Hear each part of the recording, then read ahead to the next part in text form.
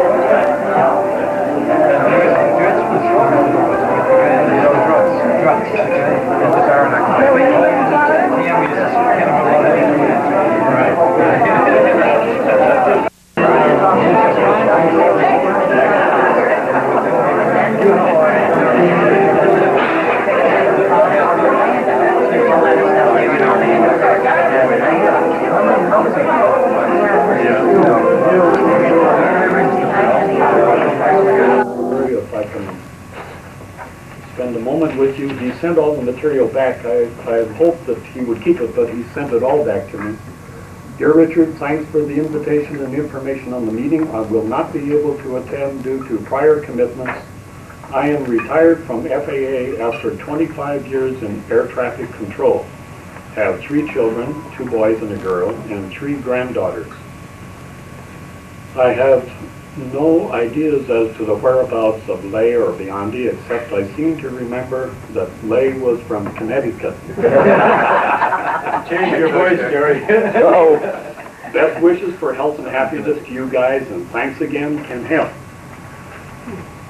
Norm Hansen, who I'm sure most of you have heard about, and I'll pass the 2 pictures around that he sent with his letter. This is a longer one. Dear Richard, I so much appreciate your letters. Know you no doubt worked long and hard in order to have the big get-together. I called Joe Frechette a couple of nights ago and also have talked to Bill Goulette recently. You asked for an update on us who can't make it at this time, so briefly I returned to the States from England, married a hometown girl, stayed in the Air Force for a few months, after which I headed for the University of Maine, and then had great expectations of joining the airlines. An ear problem arrived just in time to put the kibosh on the airlines, so I returned to government service with the Federal Aviation Administration in air traffic control. That makes 2 of them. That was almost like the military, as we moved about every couple of years around the eastern half of the states, a 2-year tour in Fairbanks, Alaska, and in 1972, due to the loss of medical requirements, I retired. I piddled around in real estate a few years and finally hung it up for my current pad here in Hilton Head, Iowa. Very fortunate to have a nice home right on the water, so spend most of my time fishing and crabbing, and my favorite hobby of radio control model planes and helicopters. Joe Frechette says that he's going to start keeping my mailing address in pencil, and he no doubt will fill you in on all my moves, etc., since we have kept pretty much in touch. My oldest son is teaching school up in Camden, Maine. Lovely place on the southern coast, and very nice to visit during the 3 months of summer that they have. 2 daughters, a grandson, plus 2 cats and a dog round out the rest of the crew. All are here with us for the time being. I could write a book like all the rest of you who went through the experience, but will not bore you with my memories. I expect most of you will do a lot of reminiscing from the time to time on our military experiences. I was blessed with a wonderful crew and many friends. Most of my stories will probably be made public through Lefty Delmerico and Joe Frechette. Joe and I were together through the flying part, and I guess Lefty and I shared much social activity during the phase training in Ardmore. Thank you again for keeping me informed, and perhaps another reunion will be scheduled one day that I can attend. Sure hope so. My thoughts and prayers with each and every one of you that shared their mutual intense experience. Keep in touch. Sincerely, Norm. A previous letter explained that he has a aneurysm in the aorta, right? So that's why he has to stick close to home, is not able to be with us. Another letter, Sanborn B. Hutchins. All of us know him as Hutch. Or Yuck Yuck. Or Yuck Yuck. Yuck Yuck. From Brewster, Maine. Dear Dick, good to hear from you and learn so many of the old group are still alive and kicking. I'm alive, but the kicker is not working well, so I have regretfully have to miss the reunion. Thanks for your effort. I know that such planning and great guys will be a big success. Give my best regards to all. I sure appreciate an after-action report and want to reimburse you if necessary, and my reservations, let me know. Annie says that I should lighten this up with some anecdotes from Look 1, but since it was a bummer and my memory is poor, only a few things come back. The Christmas celebration where there wasn't, that's in quotes, celebration, where there wasn't much singing volume and few dry eyes when we sang White Christmas. The delightful sanitary facilities, honey buckets, the marathon contract, bridge games, the time when our noses were being counted, and the Jerry Sergeant who had covered the compound banged his heads and heels, rather, and gave the snotty old Nazi commandant the Heil Hitler salute and loudly proclaimed, Ein Mann in der Scheissenhaus. That's one man, of course. I enjoyed a full life with Annie. 3 daughters, all married, rich, 2 spoiled, but lovable grandchildren. I retired an Army major after 34 years fun duty in the Army National Guard as a helicopter pilot, tank commander, airborne infantry, grunt, yuck. Have fun, Hutch. Doesn't that sound like Hutch? Sure does. Hank Grieve is not with us today. That's a long story, going back many years. Read you the last card that I received from Loretta, who was his wife. Dear Dick, it's this time of the year, and I'm writing to Hank's old buddies for the last time. And this is postmark dated December 17th, 1956. I hesitate to do this at this season of the year, but I guess it's a case of now or never. Hank passed away last February. I'll spare you the details, but I just thought it would be preferable to tell you than to have you think he'd forgotten you. Good luck to you and yours, and have a happy 57 Loretta Grieve.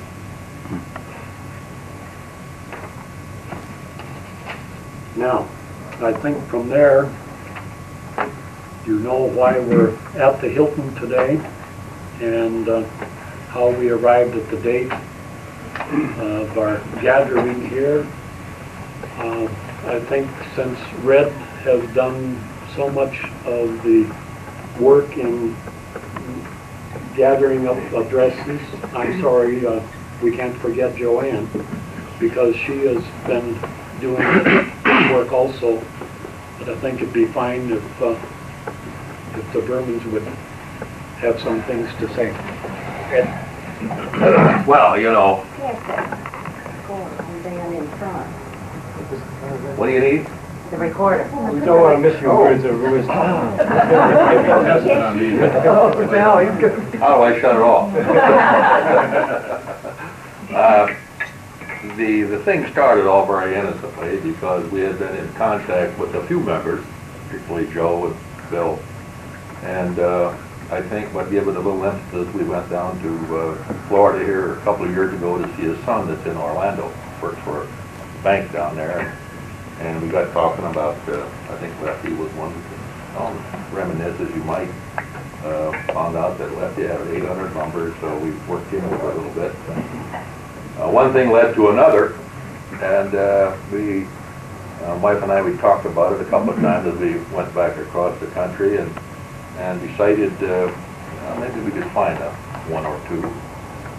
And of course we had a pretty good start with knowing where Bill and Lefty and Joe, and also had a pretty good idea where John was at because of Joe's information.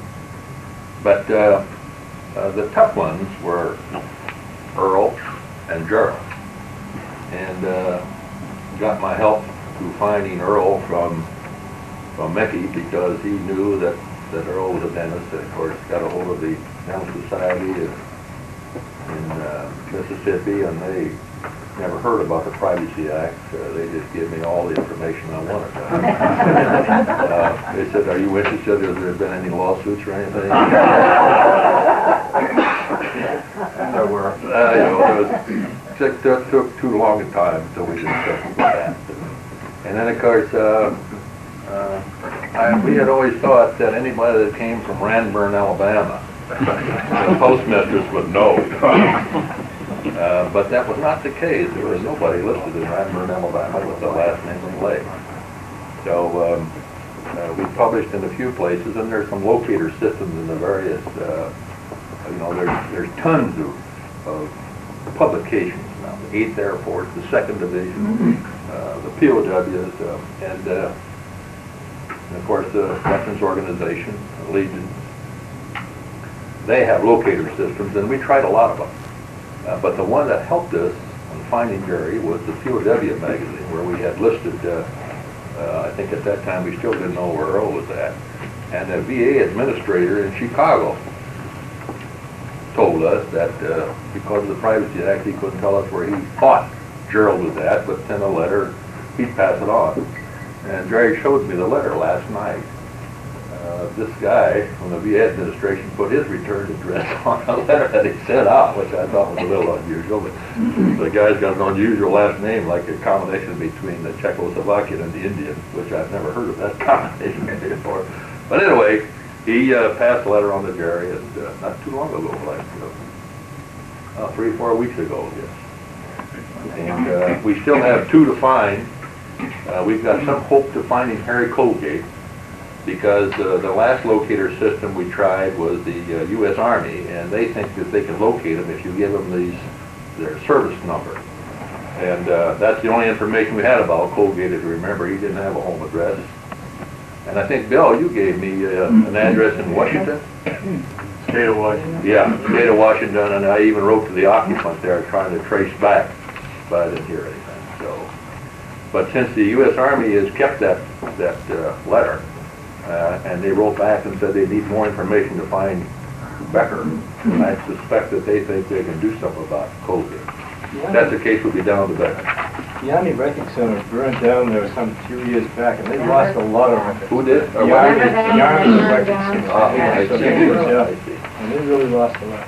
Well, you said that the Army Records Center in St. Louis burned in 1949, and it destroyed a lot of records, even people that were still in the service, that their pay records and all that stuff were destroyed. It was big destruction. So a lot of people are hard to find.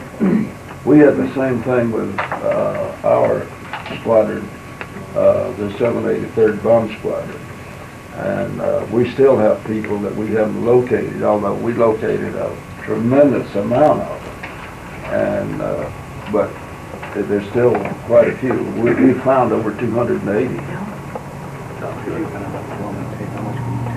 Well, anyway, a little bit now before I sit down about what happened to us since we were in this camp, or since I was in this camp. I was a senior in college when I signed up in February of '43. I went into the service, and I remember when the 4th of July of '44 was flying across the Navigator B-24, and that started all this. And but I finished my senior year in college and taught some school, and decided that to be a teacher you had to get a graduate degree, otherwise you have to go over summer and get some more college credits, and that kind of hurt me. I wanted my summers free. And so I got my master's degree, and then I got into administration and found out that, you know, the teacher salaries weren't all that great, and we were getting a pretty good sized family, so I had to make some decisions. And I'd taken the kids through a Goodyear plant, and I liked it. So I made an application, got a job with our development department, and soon found out that you have to have an engineering degree to progress, and so I'm back to school again. See, my dad never did get out of school. But anyway, went in the organization there, big factory, all industrial products, and really enjoyed it. There was a lot of traveling, and spent a couple of years in Europe toward the tail end when our kids were gone. I'd done as much damage as I could in the organization. So after 6 kids and all that, why, it's real great to have an opportunity to be functional and getting this group together again. I thank you for coming. Thank you. Thank you for doing it.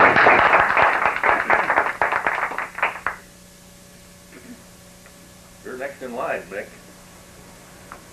Well, you know, I don't have very much. I don't have very much to say. I'm glad to see all the people that's still surviving, and I just wonder how many remember their creaky number. I do. 6 beer 5, swire funk. Did you bring your dog tag? I don't remember having one. I must have, but I don't. You didn't have a creaky dog tag? I didn't even remember that I had one. Well, that's the way with dogs. I kept him busy. But the thing is, it's really wonderful to see that people are here in this good health as they all seem to be, because that is one of the most important things after you begin to reach our age, is having good health and being happy in what you're doing when you're retired or still working or what. I think I'm in about as good a health as anybody could be in. I might fall down tomorrow, but right now I feel good. I'm happy, and I had a good career in the service. I enjoyed it all from the beginning to the end, even the Creedy camp.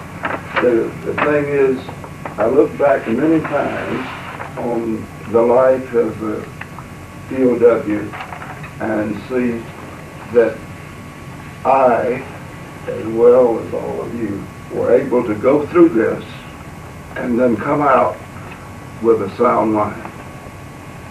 So, that's all I'm going to say. Just glad to see you. Amen. I should have mentioned one other thing. I wanted to tell you about 3 other guys I contacted who aren't here. One was Ken Hale. I called him up in Kansas City, and he sounded real up. He didn't say why he wasn't coming, but I'm sure we can expect him to more, M-O-H-R. Found him in Denver, and he's just retiring as a United pilot. And he was really interested, and we had an excellent phone call. But that was about, what, 4 months ago, you think, 5 months ago? Last fall. Last fall, okay. September. Now, apparently, he really took retirement seriously, because either Dick or I could find him. And he never returned any information. We called, and the phone would ring, and it never was answered. But some of these guys would make remarks about the various members around this table. I wish I could have remembered and recorded, because they were all humorous. You sure they were humorous? Yeah, they were. They were. Well, I think the next item, so, But that's going to be up to Lefty, I think. So why don't I get them up near the end? I don't have a very terrific story to tell about how I got into Stalag Luft 1 in Barth, but I'll let you know what happened anyway. I was a radar observer, one of the first in the 15th Air Force, and I didn't fly with any particular crew. I'd go either lead or deputy lead, on every mission, and we only flew on deep strikes. The milk runs I didn't get to go on. I went 5 times to Velocity, and 5 times to Vienna. Went to Munich. I didn't get Northern Italy or Yugoslavia, those places. I did get Southern France. Anyway, I had 26 missions, and I had been a squadron radar observer, and I was transferred to group headquarters. And I've been there about 2 weeks. And I was feeling pretty good because I moved from a tent into a big estate that was some landowner had, and I was feeling pretty good. And this particular day there was a maximum effort, which there were 2 targets, and there were 28 planes went on the first strike, and there were only 12 left in the group, and they went on the second strike. So our group wasn't leading, so I wasn't supposed to fly. So I scheduled some guys to fly radar operator, and the medical department stepped in. And one guy had frostbite on his feet, and another guy was involved with some Italian female or something like that, and picked up something. Was on medication. I found this out about, I went down to operations, which was in the same building. I found it out about, I don't know, about half an hour before the second group was to take off. So I wasn't supposed to fly, so I had the operations sergeant contact the colonel and reverse his orders not to fly unless you're flying with the group, like himself and the group navigator and the group bombardier. And so he was still asleep. He said, "Yeah, okay, let's get rid of him." So off I went. I climbed in the plane. The engines were running, and I didn't know anybody in the plane. And we took off, and I was getting my maps, getting the route down on the maps, and getting the radar ready. And I looked out the window, and we were supposed to follow the 461st. They were going north, and we were going south at the rendezvous point. So, a guy named Captain Biggs was in charge of this formation. So we did a 360, and he tried to catch up, which was not a good thing to do, because he was really forcing the engines. And one plane dropped out, but we only lost one. But then we went over the target, which was in Vienna. Our plane lost 2 engines. Now, I'd been on 26 missions, and a lot of things had happened. We didn't make it back on 3 of them, but we did make it to Foggia, where there was a hospital. But this particular time, the engine just quit, just after we left the target. So we had to drop out of the formation, and we bailed out. Probably somewhere near where you bailed out in Hungary. We were in Austria, but we headed for the Russian line. But anyway, the pilot was killed. It was Captain Pilot. He was shot. The engineer suffered a broken leg. There were 6 fellows captured by the Germans, and there were 3 of us who were more fortunate. We were captured by the Hungarians, and they took us to Budapest. First, we walked about 12 miles and spent the night in a town hall, and then we were put on a horse and buggy with a pregnant woman, and she was very, very pregnant, and we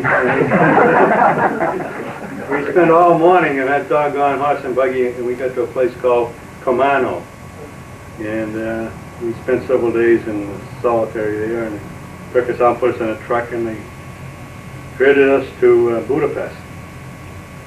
Well, anyway, cut it short. We were about 10 days before we got to the interrogation center. We were turned over to the Germans in Budapest, and we were treated pretty roughly by the civilians. When we got to Dulag at Wetzlar, or whatever, Captain Biggs had to be hospitalized, and the guy who was flying in the nose turret, he was a second lieutenant. He had to be hospitalized with concussions. They wound up in our compound eventually. But anyway, that's how I got there. I wasn't even supposed to. I didn't even know who I was flying with. I shook hands with him, but You keep in touch with any of them during, afterwards? no, sir. I was, there were a little bit because we were having problems, and the pilot called the engineer. The engineer was up in the waist, and as far as I was concerned, the engineer didn't belong in the waist. He belonged up near the flight deck somewhere where he could do something. And I was not very in a happy frame of mind, I'll tell you. But anyway, I will say that the months I spent in Barth were they weren't. I've heard all sorts of stories, and they were not unpleasant. I mean, it was an experience, and really there was no real aftermath or anything like that from. And I enjoyed the company of all the fellows, even though after I got out I got involved in a lot of other things, and eventually Red Berman was the only one that we remained in contact with, and then that was largely on his part, because I think he and Dick deserve a lot for getting this thing together too, I'll tell you. It's not Excuse me for interrupting, but Yeah. you're One making a little bit of a... Huh? One might cut it short, so I'll No, you keep talking, but I want to No, tell you I want to cut it short. It's my wife that deserves the credit. She's been No, I know that. Oh, you know? Oh, I said to Berman. You had her fault. As far as school went, I did take somewhat advantage of the GI Bill, but before I went in the service and I went in as a listed man, I was a graduate of a business school, Old Commercial College, and I studied accounting. It was a non-degree school, 2 years, but the time I got out of the service, I really had intended to go back to school, but I was 25, and that's pretty ancient when you're 25. At least I thought. I went to work, and I worked in construction for several years with a friend of mine that I went to school with.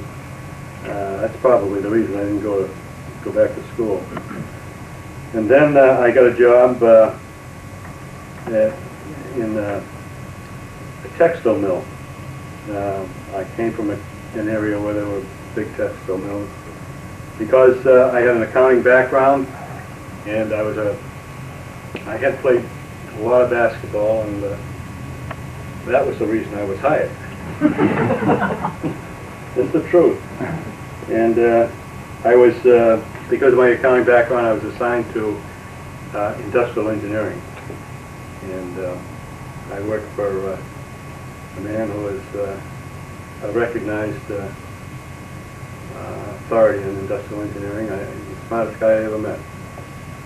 In fact, when I went looking for a job after about 3 years, all the recommendation I needed was the fact that I was still working for him after 3 years.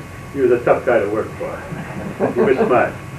But I got a job in Lynn with what was then the Champion Lap Works as a time study and methods. And after 3 years, it really wasn't. They didn't keep me busy enough. And I received a call from the plant I had worked at in Lowell, and they offered me a job as head of the department to replace the man I used to work for. I figured it was an opportunity to get experience, so I took it. I was there for, I don't know, a period of time, and I got a call from a place in Lynn, and they offered me a job back in Lynn in production control. So I said, that's a good chance to get some experience, so I took that. And for about 6 years I was in production control, and then I was given control or day-to-day responsibility for the special amp department, which made everything from 6 watt to 1500 watt incandescent lamps. And I enjoyed that very much. In the meantime, our plant was taken over by ITT, or bought out by ITT. For 5 years, their 5-year plan was a disaster. They didn't know anything about the business, and they purchased a lot of equipment that didn't help us. And we were bought by NV Phillips, or North American Phillips company, actually. And then things started to improve because they're the world's largest light bulb manufacturer. And but when they took over, they decided that the department I had belonged down in New Jersey because they had a plant in New Jersey before they bought us. So my department was moved to New Jersey, and I was then given the day-to-day responsibility for the filament department, making incandescent and filaments and fluorescent cathodes. And I enjoyed that about 10 years. But then I retired. Now, as far as my family is concerned, I've been married twice. First marriage was pretty much a disaster. I wound up at about 39. I was broke and I had 2 kids to bring up. And I looked around and I found somebody who's going to help me. And that's Dan.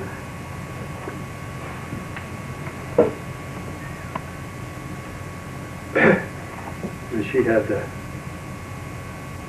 son. And between us, we did pretty good. Our kids are doing very well. My daughter was a teacher. Ann's boy is in construction, and he does condo conversions, and he has a big job.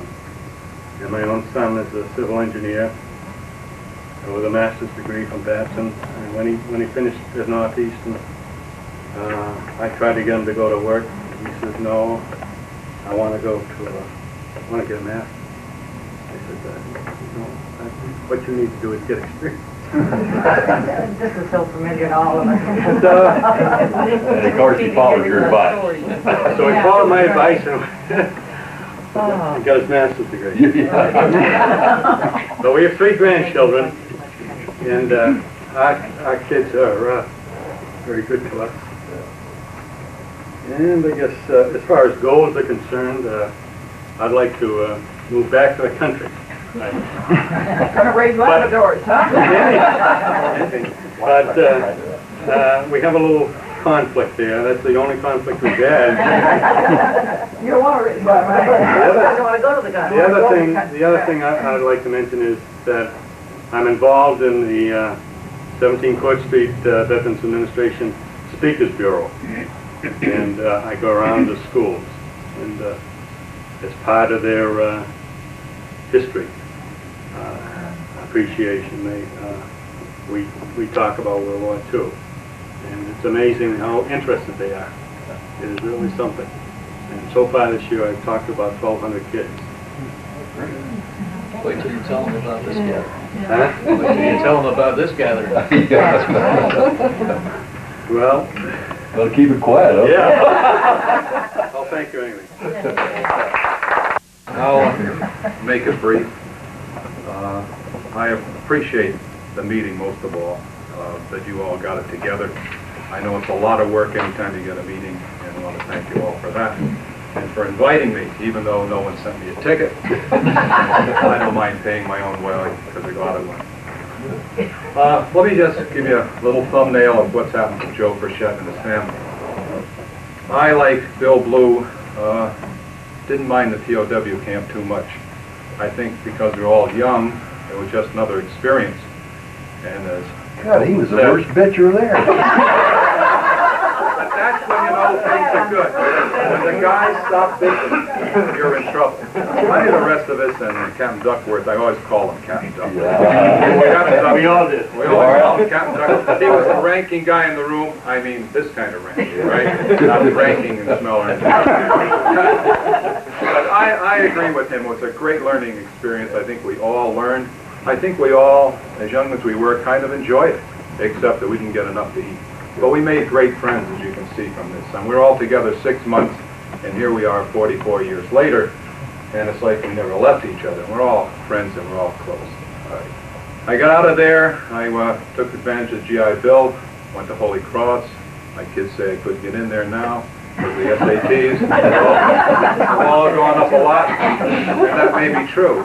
But a guy who's out of the Air Force and knows how to cheat certainly could have worked his way through that. A guy can handle PW camp, he can handle most anything. Got out of Holy Cross, I went in the FBI, went there and stayed for 28 years. And you had to get out at 55 or I'd probably still be there. I'm kind of a guy that gets in a rut and stays there. I'm married, and there she is there. I married her a long time ago. I've only been married once. I've often said, I never make that mistake again.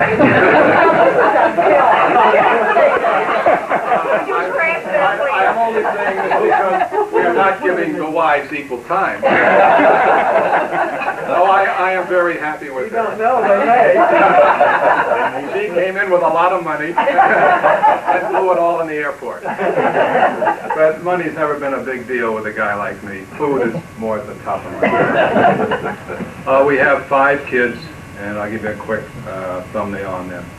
Kathleen is the oldest one. She got her master's degree in counseling.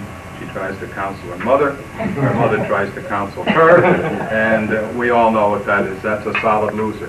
Kathleen is the only one married, and she has 3 children in about 5 years.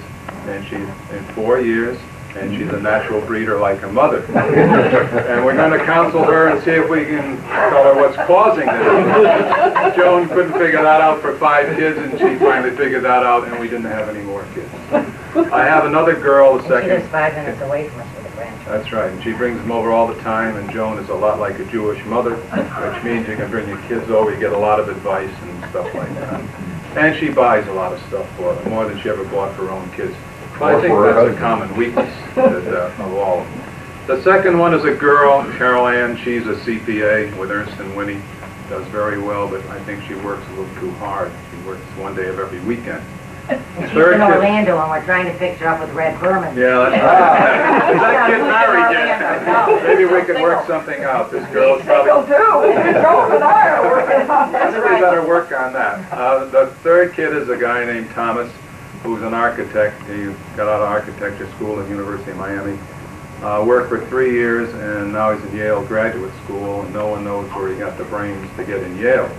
But Joan is raising her hand, but that's not true. That came from somewhere else in the family, but he's in a 2-year graduate program up there. The fourth kid's named Joseph Jr. He's the furthest thing from me that you ever saw. The guy named Thomas is more like me, kind of a nice guy.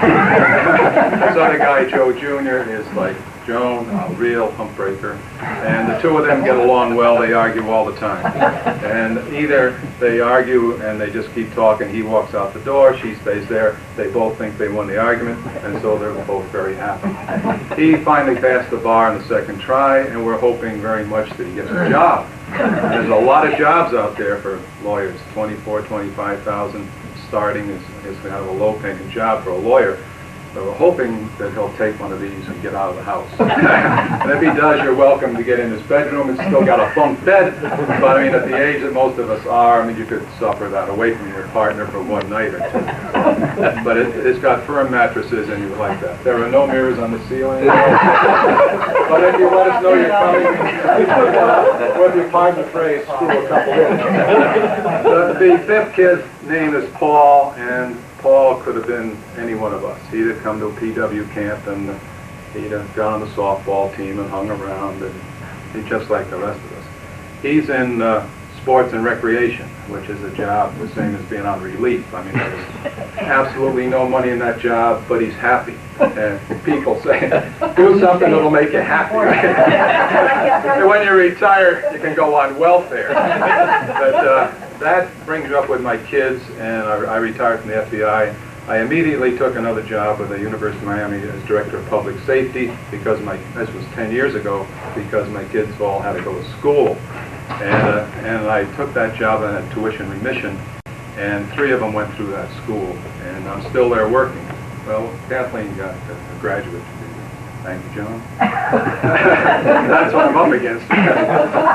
And I've been there 9 years now. It takes 10 years to get out of there if they don't catch up with me. And they're treading on my tail all the time because I have the police and I have the traffic enforcement and I'm towing cars all the time. And I have been at the football players. I traveled with the team for 3 years, and then the heat got so intense on that I didn't travel with them last year. I mean, they thought they were getting in trouble. The press did, and they were starting to get on my case. So I said to the coach, I think for everybody's benefit, I better get off before they kill us all. So I didn't travel with them last year. But I have about another year to go before I can retire from a 10-year retirement plan there. And if I do that, I'll be on 3 retirement programs, which may keep Joan in cigarettes. She quit smoking, but you may catch her in the bathroom. So that's a brief thumbnail sketch of Joe Frechette and where he's been. And where he's going, he's not going anywhere. He's never been going anywhere.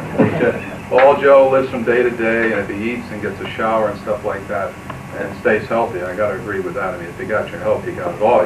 You can do anything. Forget the rest of the stuff. You can always steal and get money. We all know that. From an FBI man. That's like, yeah, live fast, die young, have a nice-looking corpse.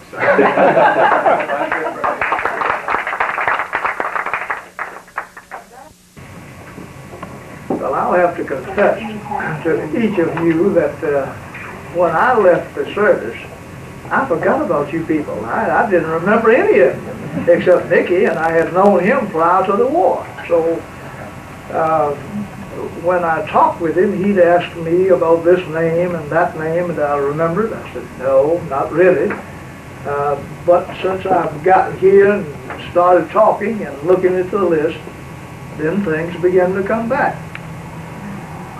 I got out of service quite unexpectedly, actually. My temper used to get away with me once in a while. When we came out of prison camp, we had 60 days temporary duty at home. I stayed 20 days and got so bored with everything, I went down to Miami Beach. They were not ready for us, so I drank all night and slept all day and got tired of that. Went to see the Adjutant General and said, look, I want to get out of here. He sent me up to Craig Field, and there I ran into a classmate of mine, and he said, when I asked him about a plane, he said, there was a ramp full of them out there, help yourself. So I took a plane and I flew all over the country. Had nobody to account to, just picked up a paycheck.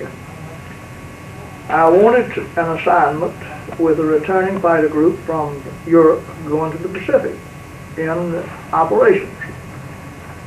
And I had spoken to the colonel about it, and he said, we were just laughing, he said, if you want that assignment, write to Washington. I said, man, we could have 10 wars and it'd all be over if I went that route before I got an answer. So I approached him after 2 or 3 weeks again, and he, I guess, had a bad night with his wife or something, but he said, I guess you think when I tell you something, I don't mean it. And he was very emphatic and firm, and it made me mad, and I kind of lost my temper. I said, look, you either get me that assignment or get me out of service. A week later, I was a civilian. And 12 days later, I started back to school. And I was ready to go to med school in 1938.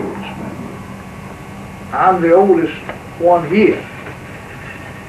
And I fooled around and got into the Air Force thinking that at that time, it was the old Air Corps, that I would go on a reserve status after graduating from cadet, and then would go to med school.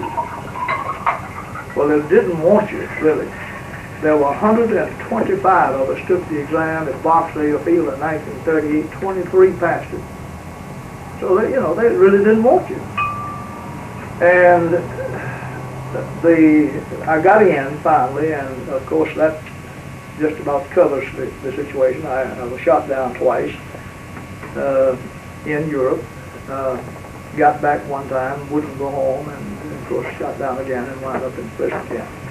Prison camp to me was an ordeal that I wouldn't take anything in the world for having gone through, because it was there that I first began to realize that, I have a maker in my Lord that I'm responsible to. And through that thinking,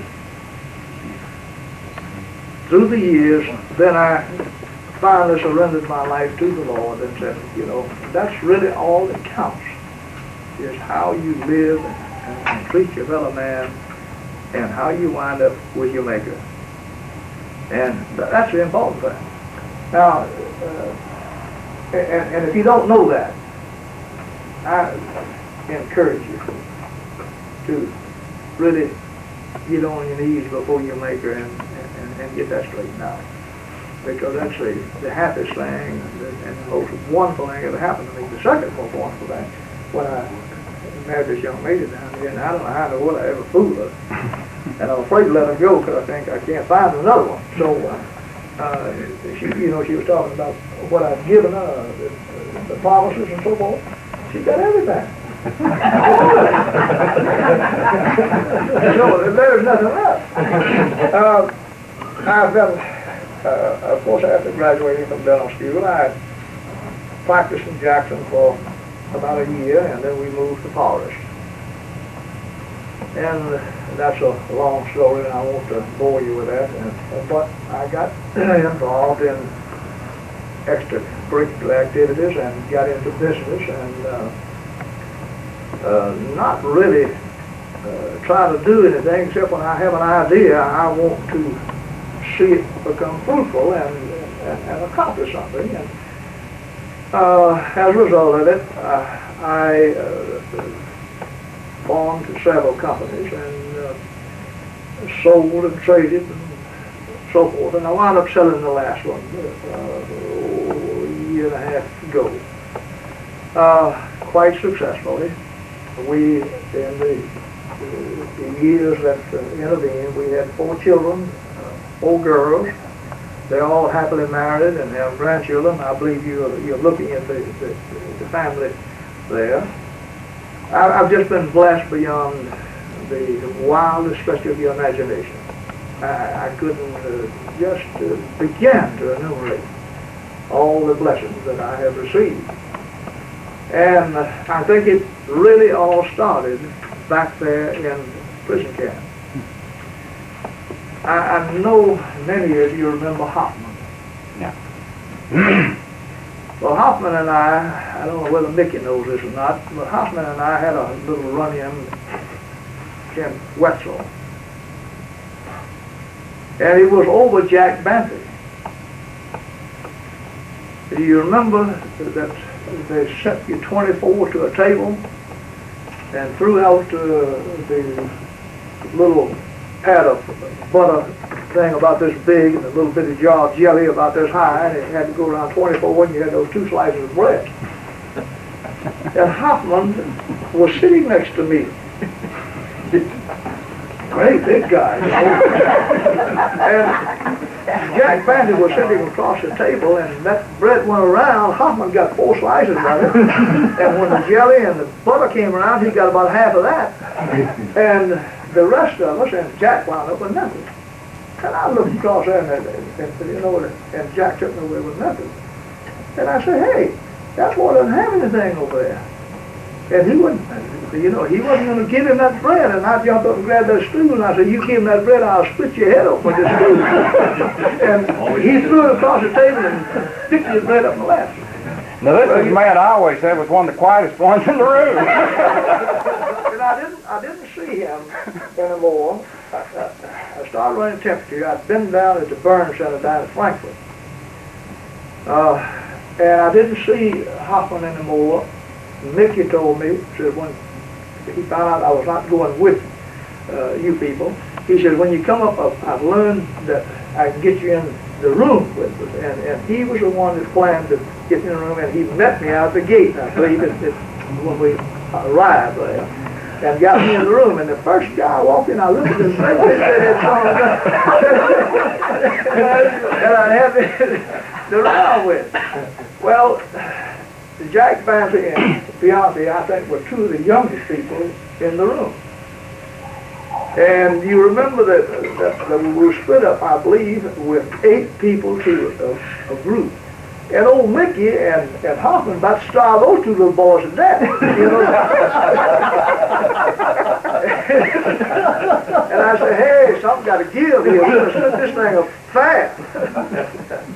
Well, to make a long story short, Hoffman, I guess I had just decided that Hoffman was the most selfish human being that I ever ran into in my life. And he told me a lot of things which I will not enumerate about his young life. A very sad story, and I won't go into that. But anyway, Hoffman used to walk with me around Summit. One time we ran out of parcels, you know, that period of time we didn't get any parcels, nobody had any cigarettes. Hoffman went over and visited a friend over in another compound and came back with a whole box of cigarettes. Nobody asked him for one, and he didn't give anybody any. So we were walking around the compound, and Hoffman just out of the clear blue, he said, what's wrong with me? And of course, with my big mouth, I proceeded to tell him. I didn't hold back anything. We came back to the room, and Hoffman pulled that box out and began to throw out those packs of cigarettes. I don't know whether any of you remember that or not. And he gave away most of those cigarettes. But he came out of there a changed man. And I'm convinced that he came out of there a different person than what he was when he was shot down. And I came out of there different. There's no doubt about it. So to me, it was a blessing for me to be in prison camp because I was cocky. I was just everything but what was good. And I am grateful to the Lord for allowing me to share that experience with the people. Thank you.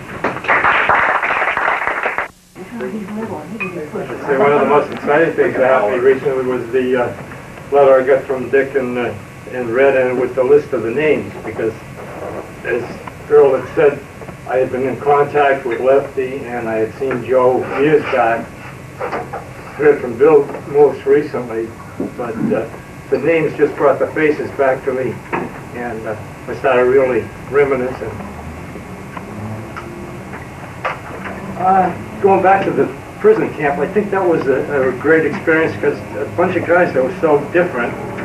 We all had our own personalities, and we kind of melded in and took care of each other. And we started out like as a crew, isolated. Earl would be a fighter pilot. He was really a solitary person.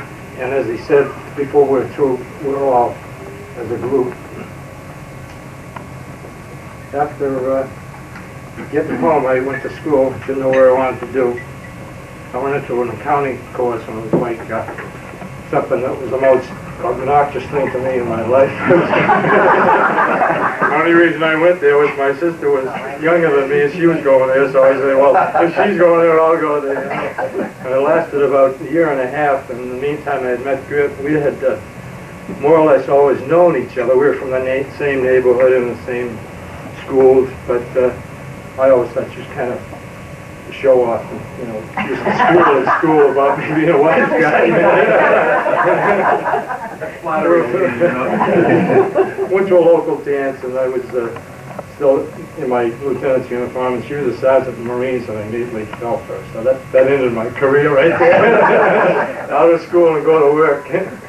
But continued on with continuing education, and wound up as an engineer with the telephone company, and stayed very active with the reserves. I always wanted to be a professional, and I tried to get back into the Army as a regular, and that time there was no chance for it with the educational background I had. So I did stay really active with them. I flew in all kinds of different groups, and whenever there was an opportunity, volunteered for recall. And I used to come home and she'd say, "Yes, I know you've never been there." So she knew I was going somewhere. A trip to Taiwan, Vietnam trips or something like that, and continuing. And that was my second life, and I enjoyed that because, and I think that's why I kind of put you guys out of my mind, because I always was staying with an active group of flying types, and you seem to always live with the group you're with, and I think it made you feel young all the time. And it was nice to get away from the phone company because they get kind of stodgy, you know. They just start tipping me where the money's coming from. We have 2 children, and Susan is the oldest. She lives in Philadelphia, and she has 2, a boy and a girl. We have a son, Kevin, who's in Indiana, and he has recently had a new child, Caitlin, and we're going to see her. She's going to be a year. We've seen her once, and she ought to be an uncle by now. His older girl is 9. So that's our next move, is to go up that way. But Grit's taking good care of me. She taught me how to cook. The first year of marriage, neither one of us were very good. We both had stomach problems. So we managed to weather that. And I just can't express my sentiments and how happy I am to be with you all. I said that Jackson and somebody else was younger. I'm not so sure if that was true, because we were all young fellas together. Found out here, I knew we were close to the same age. Fitz is the old man of the bunch. He's born in August, I was born in September, and Lefty in November. Well, I remember both of those were 18 at the time. They were 18. Well, we were 19. We were old. Yeah, right. Yeah. The idea, those kids were, they graduated as warrant officers. And then they were given a commission, and they didn't, I think Deanna was shut down on his first mission. We were on our second, so we hadn't been there long. But, after prison camp, by the way, I was happy to get the letter from Red, and I think most of you saw the envelope that went around. That return address, I got that, and I looked at it, and I was no clue in the world. I never heard of such a name. It's Barth, T-O-Z-Z-E-K, and that happened to be the guy in the Veterans Administration in Chicago that contacted us and said that Gerald's name was on one of his lists, and if we sent him such a letter, he'd pass it on. But I don't know what list he was talking about. Yeah, I don't either. But I got the letter, and as Mamie can tell you, I opened the letter, and I started reading. I said, "Well, I don't believe it. I can't believe it." And she said, "What is it? What is it?" And so I told her, and as luck would have it, we almost had a conflict on this. We're due at the airport in Tampa, Florida this coming Wednesday afternoon at 3:30 to pick up 2 of her sisters and a niece from the West Coast. And we'd planned to go down about today or yesterday to Florida and spend a few days before they got there. So but I said, "No way." And I talked to the fellows at the shop, and they said, "You've got to go. You're going." But I knew there wasn't any doubt about it. Well, get back to the beginning. I came back home, and maybe I'm the only one, I don't know, that married the girl that was my sweetheart then. I don't know if any rest of you did that or not, but Mamie and I almost grew up together.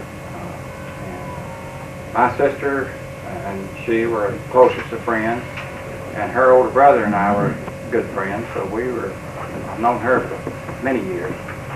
And I came back, and I was going to stay in service. You know, I was going to get reassigned and go to Japan or wherever. And was home on that 60-day leave and got notice that, you know, the chaps had quit.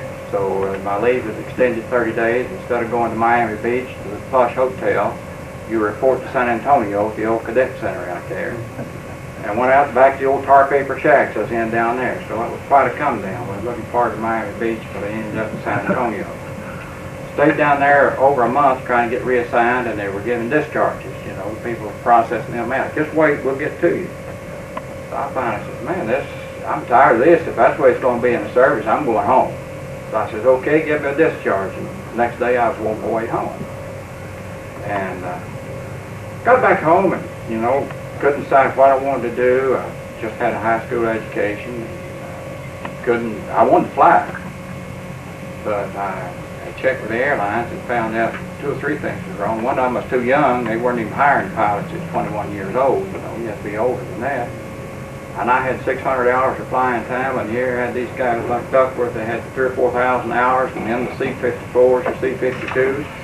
They says, we don't even talk to you. Well, I'll have to do something else for a while anyway. And looking around for something to do till I decided what I really want to do, and went up to Oak Ridge. Mamie's sister was living in Oak Ridge, and so I went up to Atomic City and applied for a job. Didn't know as what, but you know, just if you got a job, and try it. I'll work 6 months and then decide what I want to do, go to school. Well, I went in and interviewed with they were starting the engineering department, and the chief architect there, the architectural draftsman. And he looked me over and he looked at my application. In the Air Force, huh? I said, yeah. Pilot? Well, you must have something on the ball. We'll take it. You didn't know if I could draw a lick or not, but I figured I could learn. And I worked as a draftsman for a while and decided I liked that pretty well.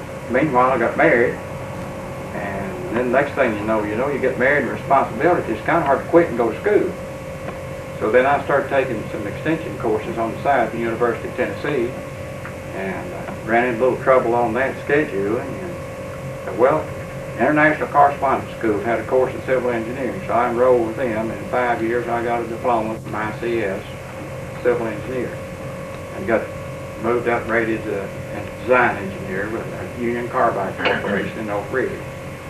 And I stayed there almost 39 years, 38 3/4 years. Retired 3 years ago, and then I played quite a bit of golf, enjoyed that. A close friend of mine has a TV shop there in the little town. In fact, he's got an exclusive. We sell Zenith products, and no other place will open up because he's got market corner. Nobody can compete with him. But he offered, well, I hung around the shop a lot. Like I say, his close friend, and I like TVs and radios and stuff. And he says, one day they were a little short, and I'm about staying around answering the phone. Well, I can do that. And then I helped deliver TV sets, and one thing led to another. So I ended up, I worked, well, they call it work, I call it having a good time. But I put in more hours there than I did on the job, but I'm having a whole lot more fun. Because if I want to leave, I'll walk off. But, and I make just enough to keep from hurting my Social Security check. Have a good time, and you can see some of the equipment you get for side benefits, the video camera and equipment, which I probably wouldn't have bought without it. But I enjoy it. I have a good time, and like I say, when I want to go, I go. Now, as I say, I married Mamie. She was my sweetheart when I got back. I got home the last of June. We were engaged the 8th of July. And got married the 14th of January in '46. And we have 2 children, a daughter and a son. Our daughter's married, living in Atlanta or Stone Mountain, Georgia. And they have no children. And our son is married and has 2 boys. We think they're the greatest. And they live there about 3 minutes or 4 minutes away from us. And now I'm using the camera a lot at baseball games and football games and basketball games. Those 2 boys are playing. They're 10 and 12 years old and active in all the sports. But it's a good life. Now, I've been active in someone was saying it's looking for me on the list of preachers somewhere. And who was that? I said, I thought I remember your dad was a preacher. Or He was, and that's and I figured you followed him. that's part of the story. If you started looking for me at Ranburne, Alabama, Dad moved there while I was in service. He was a Methodist minister, and you know they move every few years. He moved there while I was in service, and I went there only a couple of times. When I came home, he was still there, but shortly after that, he moved to another location. So, of course, nobody remembered me there. I was only by there a few times when Dad lived there. But almost anywhere in northeast Alabama, you could check, and it was Dad's home address one time or another. But I've been active in the church. I enjoy my church work, and I think, as Earl says, the prison camp did something for us, too. I was interested. Came home, and now I have two older brothers who were in service the same time I was. One was in Italy with a chemical mortar battalion. Another was in the Pacific in an combat engineer battalion. And all three of us came home without injury. And then I had my oldest brother-in-law. Four of us sitting in the Sunday school class one morning, and a little old lady, an old maid, was teaching in Sunday school class. And she kind of ran back and says, well, I can tell you boys, you've had an experience that you wouldn't take $1 million for, and you wouldn't go through it again for $2 million. I said, yeah, you're right. But I think that's true with most of us. It's an experience I wouldn't take anything for. Of course, you couldn't. We've had it. There's no way to undo it anyway. But it helped us. And it is kind of amazing, really, as well as we got along in that room. You cooked 24 of us up together, and we didn't have any serious fights, at least. I was kind of surprised at Earl. I thought he was one of the quietest, most withdrawn ones. He told that threat. After my experience with Hoffman, I was scared to see him. Did you guys notice though that when Earl would get a little tense, that white skin on the right side of his face would sort of flare out? I know I would back away. Do miss, I guess, as much as any of the others that aren't here, I miss Norman. Of course, I was closer with Norman than any of the others that aren't here, because Joe and Lefty went through together, and I was co-pilot for Lefty, and Norm was co-pilot for Joe. And we seemed to, everywhere one of us turned up, the four of us were. And I miss Norman. I was hoping he could be here. It would be good. Norman said that I let him shoot one landing. He doesn't bear a grudge. He told me that on the phone the other day. You only let me shoot one landing. I let you fly a lot of formation. What do you want from me, Norman? You want to live. I knew I could shoot a good landing. Joe, we talked last night about the nickname you gave him, too. He deserved it.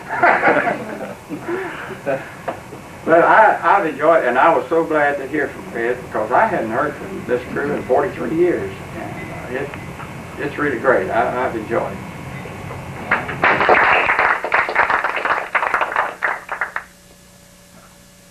It's recording, it should be. Now I know where Jerry got the love for fooling around with TVs and radios. He used to tune that bird dog in the airplane like nobody's business. It was always on. I want to pay particular note to Dick and Red and their brides for all of the activity they engaged in getting this group together. I think it was terrific. And I think we owe them a little special applause for that.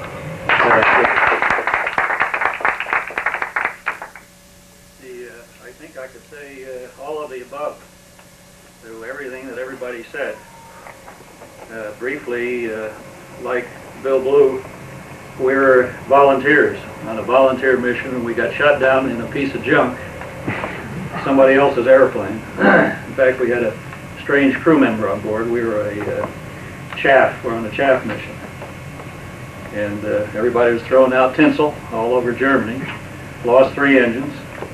In fact, I'm still looking for the fighter pilot today. We had 3 of them on our wing, and I was chatting with them as the guys bailed out. And the last word to whoever the fighter pilot was, 3 were on our wing, 2 would take off, and they go down and have a lot of fun on the deck, and they come back up, and 2 more would leave. And I said, see you after the war, and I opened the bomb bay and put it on autopilot and jumped out. And, but I'm still looking for those three guys, just to find out what happened to the airplane, maybe. Anyhow, I guess we jumped out at around 8,000 feet. We were pretty relaxed in doing it, I think, except for Jerry. Yeah, I'll never forget Jerry jumping out of the airplane. And I guess I've told you the tale, Joe, and Fitzy knows it. But Jerry was sitting down in the right over the navigator escape hatch in the B-17, and he was looking for his chute. No, I had my chute on. I was looking for my GI shoes. His boots, right? And I leaned over to get the shoes, and the ripcord hung, and my chute popped out in my face. So Last I saw Jerry was he wrapped his arms around the chute and rolled out of the airplane. And I said, oh my God, that's the end of Jerry. And let the thing go, and of course he's here today to tell about it. The good Lord's looking out for me. The good Lord's looking out for me. So, that's what happens when you have a minister for a father.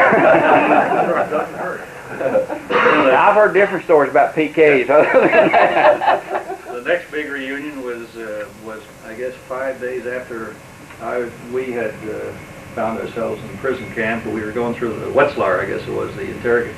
No, that was a transition camp, I believe.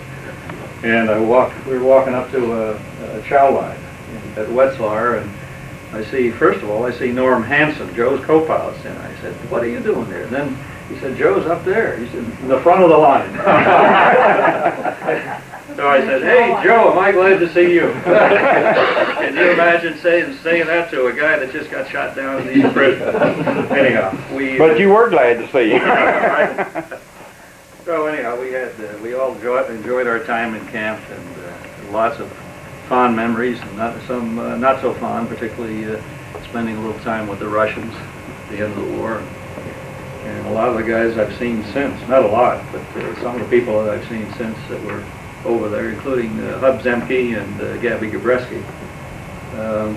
But like most of you, I got out and went to college on the GI Bill.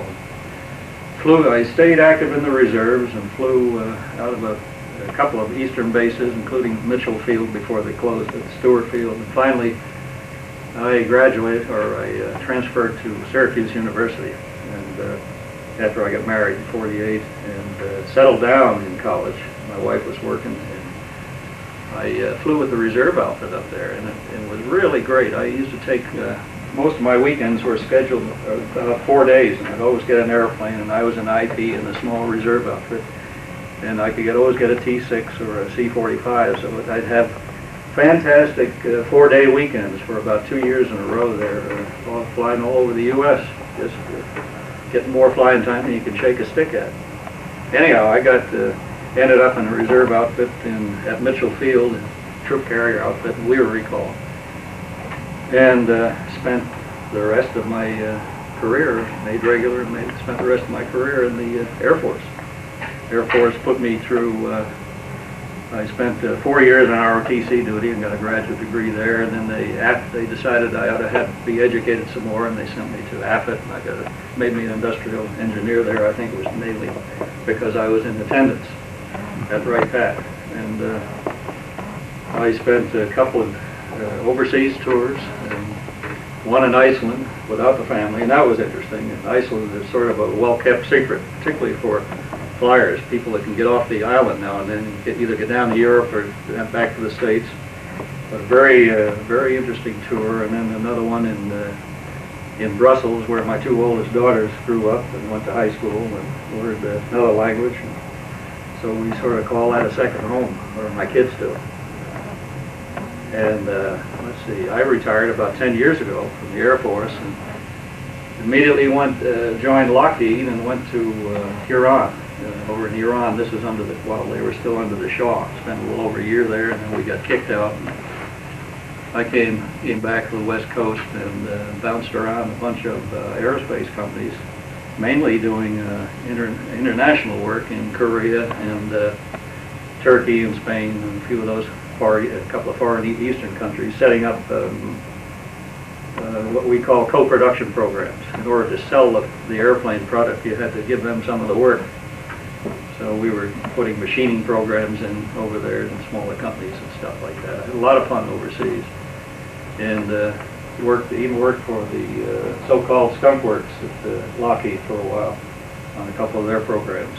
But at any rate, one of my goals was to make San Diego. I went through San Diego while I was on the AFIT program. Just happened to see the city and visited a couple of the plants down there while I was a student, and really fell in love with that city. That and also Phoenix, Arizona. And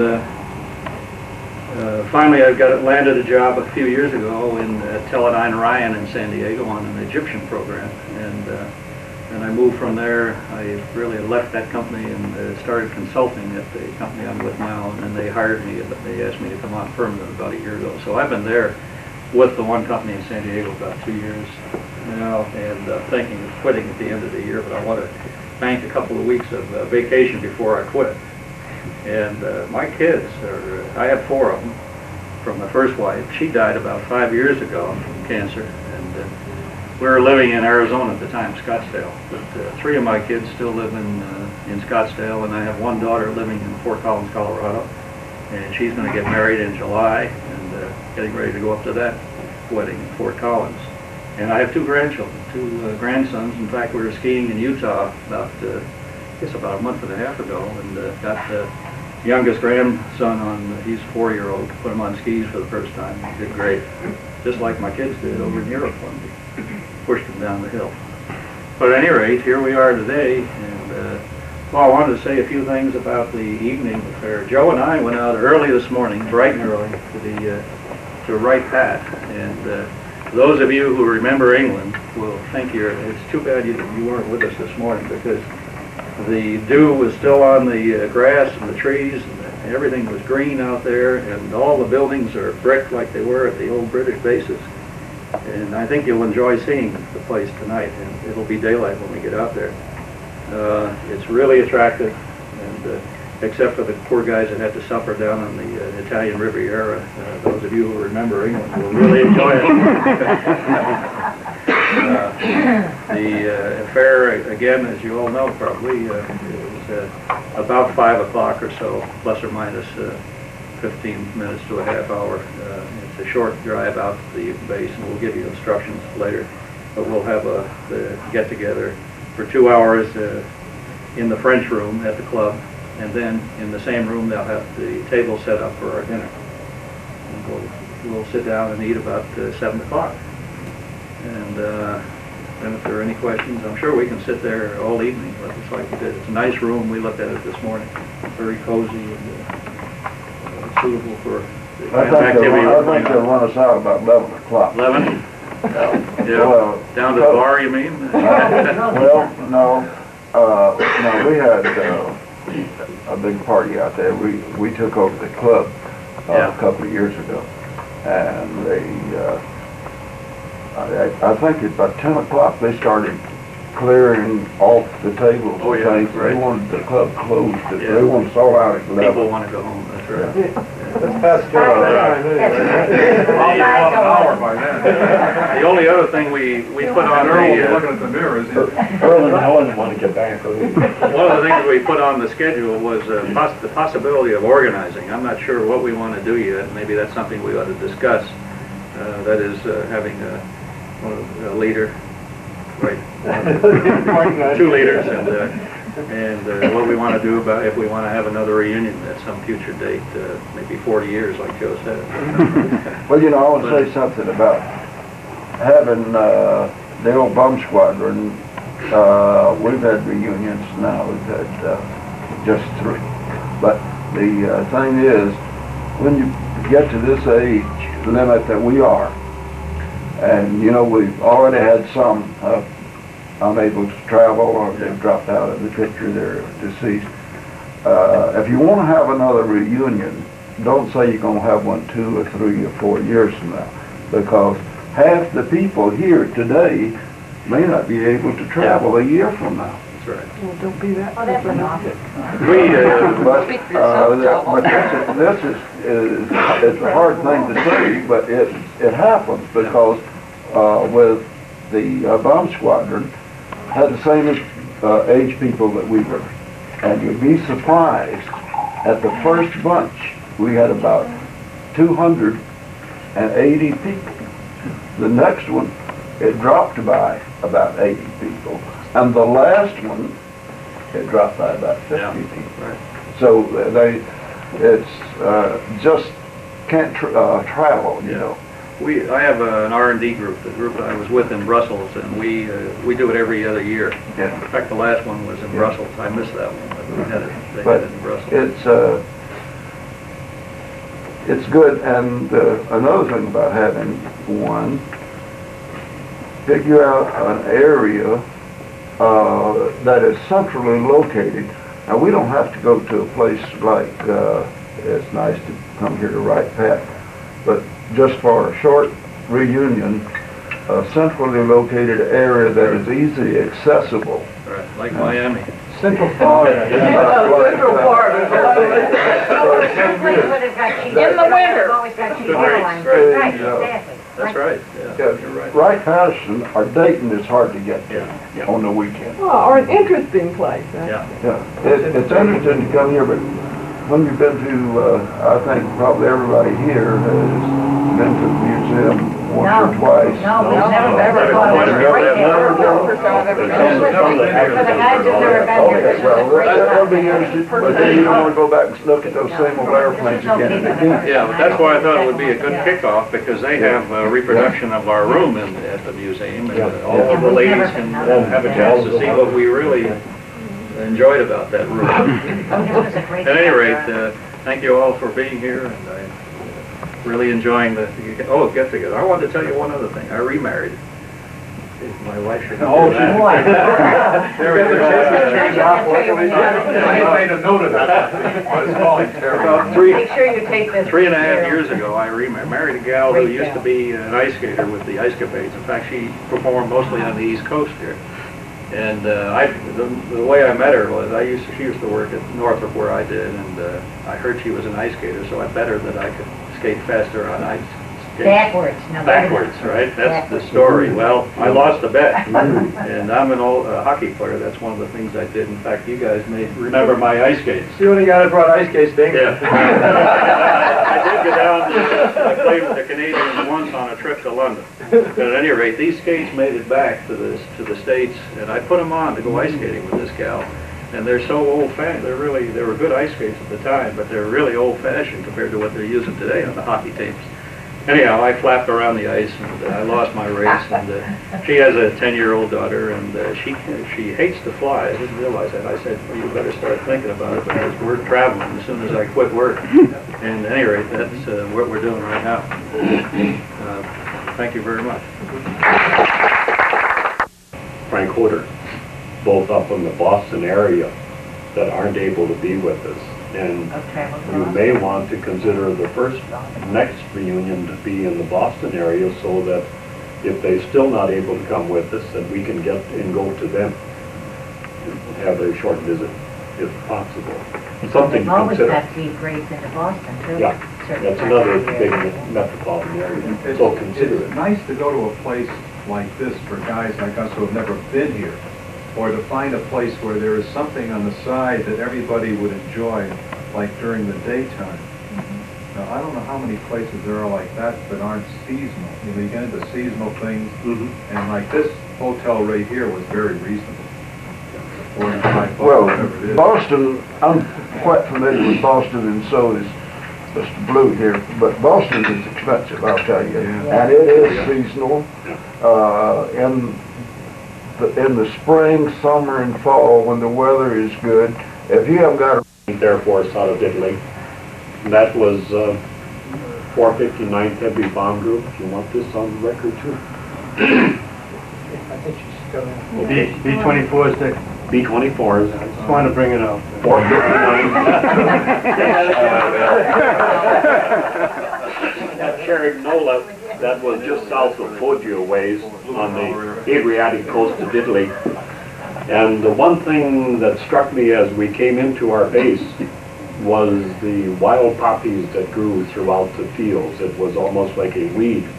And when we were there, the poppies all bloomed, And it reminded me of Flanders Field, and it was sort of like an omen. Back to World War I and the Flanders Field poem and so forth. Otherwise, I only got in 15 missions. And I say only because in the 15th Air Force, you had to fly 50 missions before you got to go home. So 15 was a long ways from 50. And like Bill Blue, he talked about his many missions to Ploesti and to Vienna. We hit Ploesti twice, and that wasn't the original low-level raid, but that was the high level. But those were the longest flak alleys in the world. That was 27 minutes of flak in and out from the target. And if you can consider yourself being shot at for 27 minutes, it's a long time, I assure you. But in each of our missions, I recall that the smoke from the target exceeded our altitude of about 20,000 before we got out of the flak. So at least we did our job. Vienna was even worse because we were briefed that there were 1,600 anti-aircraft weapons there waiting for us, and they were. And they used both the barrage and the tracking flak. And the barrage flak was about it looked like a black cube in the sky. And it was so dark that you wouldn't believe that you could fly through it. It appeared to be solid. And then outside of that barrage, they'd pick you up the tracking flak and walk you through the barrage. So it felt like the odds were not in your favor when you went through that target. And it reminded me that two of the most vivid memories I can always remember of missions were those two. The first one, a plane to the left and in front of us received a direct hit, and it just literally exploded and disintegrated. And I can recall pieces of humans with the pieces of torn flight clothing on fire, of course, and those things left in your memory. The second mission there, almost the same thing, not quite as bad, but one of them appeared to be a survivor.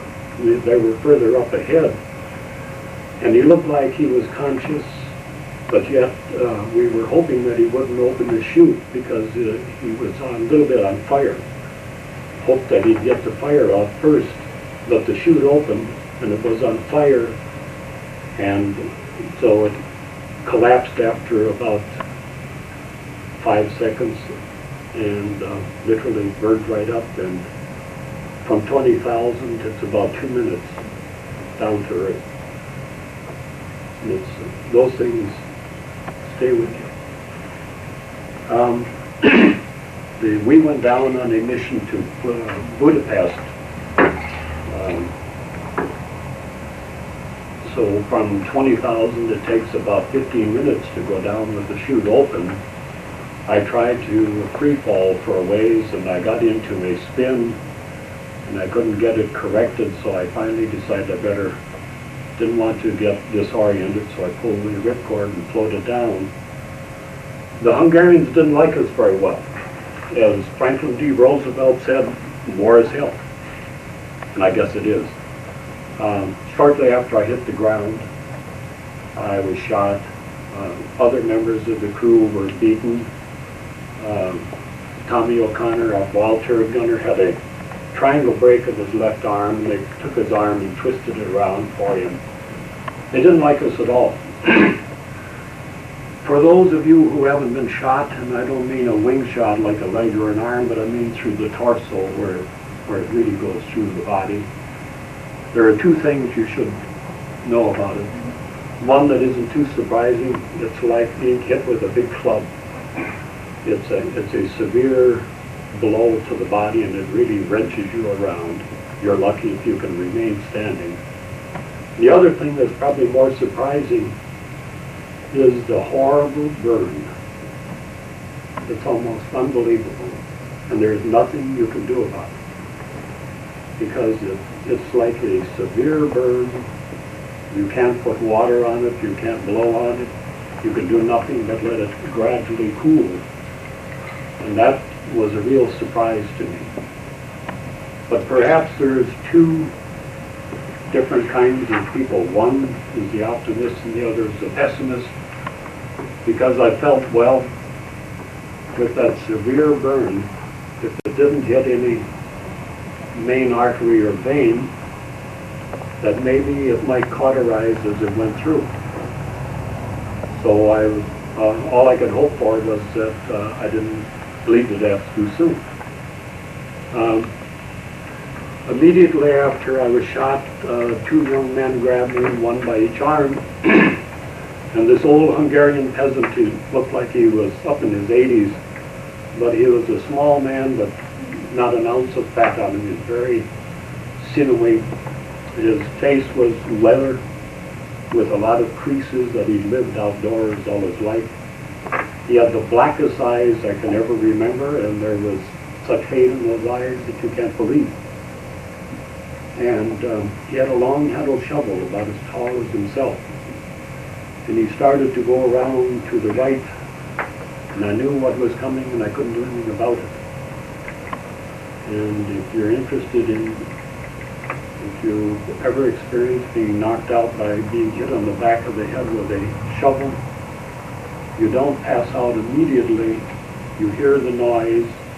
It sounds like you're in a baseball stadium and you have a home run that's hit. It's a real loud whack. And you have a gradual fade out. You don't lose consciousness quickly. You go from the various light shade of gray to the dark shade, and finally you feel your knees turn to butter, and as you start to collapse, then you become unconscious.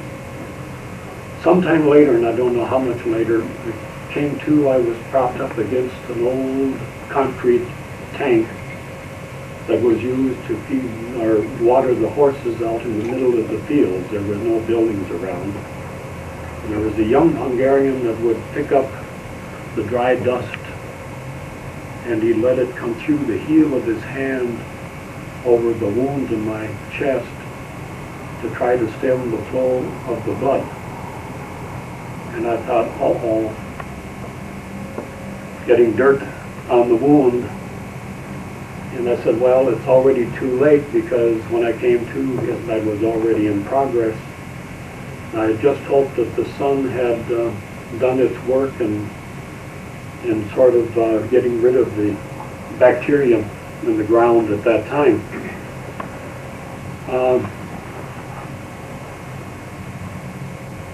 We were then taken over by local gendarmes, thankfully, so there was no more beatings or anything.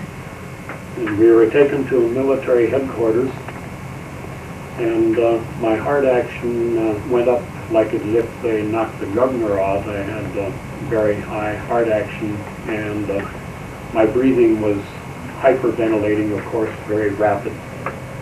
And I'd pass out and come to, and pass out and come to, and they put me in a little cot in this headquarters, and they got a local doctor who asked me if I had any last wishes, and being a Catholic, I asked for a priest, and within a short time, the priest came and gave me the last sacraments and asked if I had any other last wishes, and I believed him.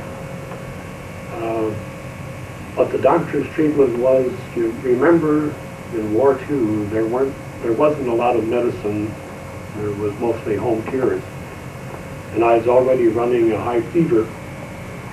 So he had the soldiers pump cold water from the well, which was just outside the window, and they bring in this big wash tub, round wash tub with the water.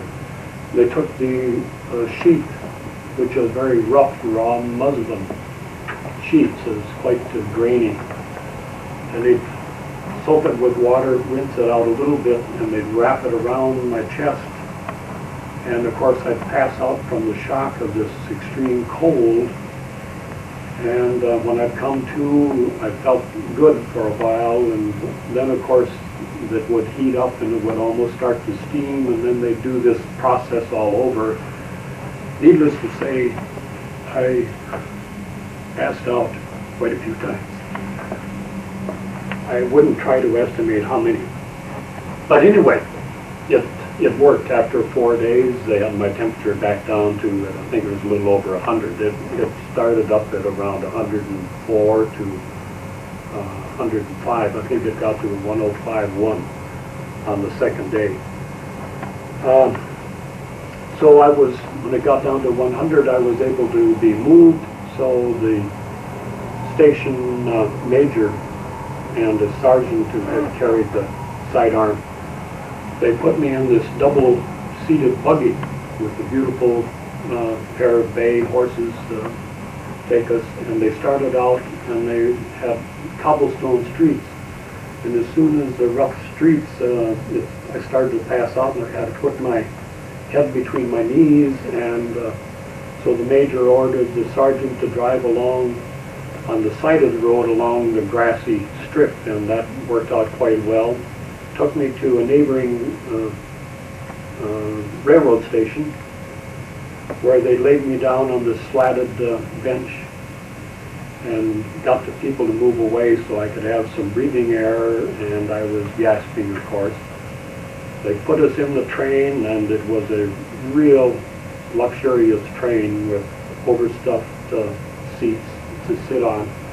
And there was a Hungarian general that was sitting opposite me, and he questioned this major at length and really gave him a bad time. I didn't understand any of it, but I could see by his face that he was terribly irate that a prisoner would be in the compartment with him.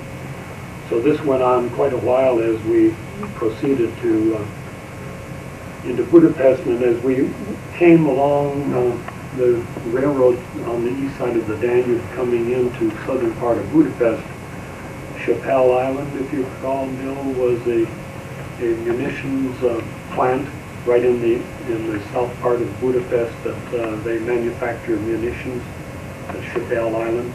And that was our target that day, along with the railroad lines along the east side of the Danube. And I looked out, and there were 3 and 4 train cars that were bombed and lifted over other trains. And I could see that we had done a pretty good job on the target that we had.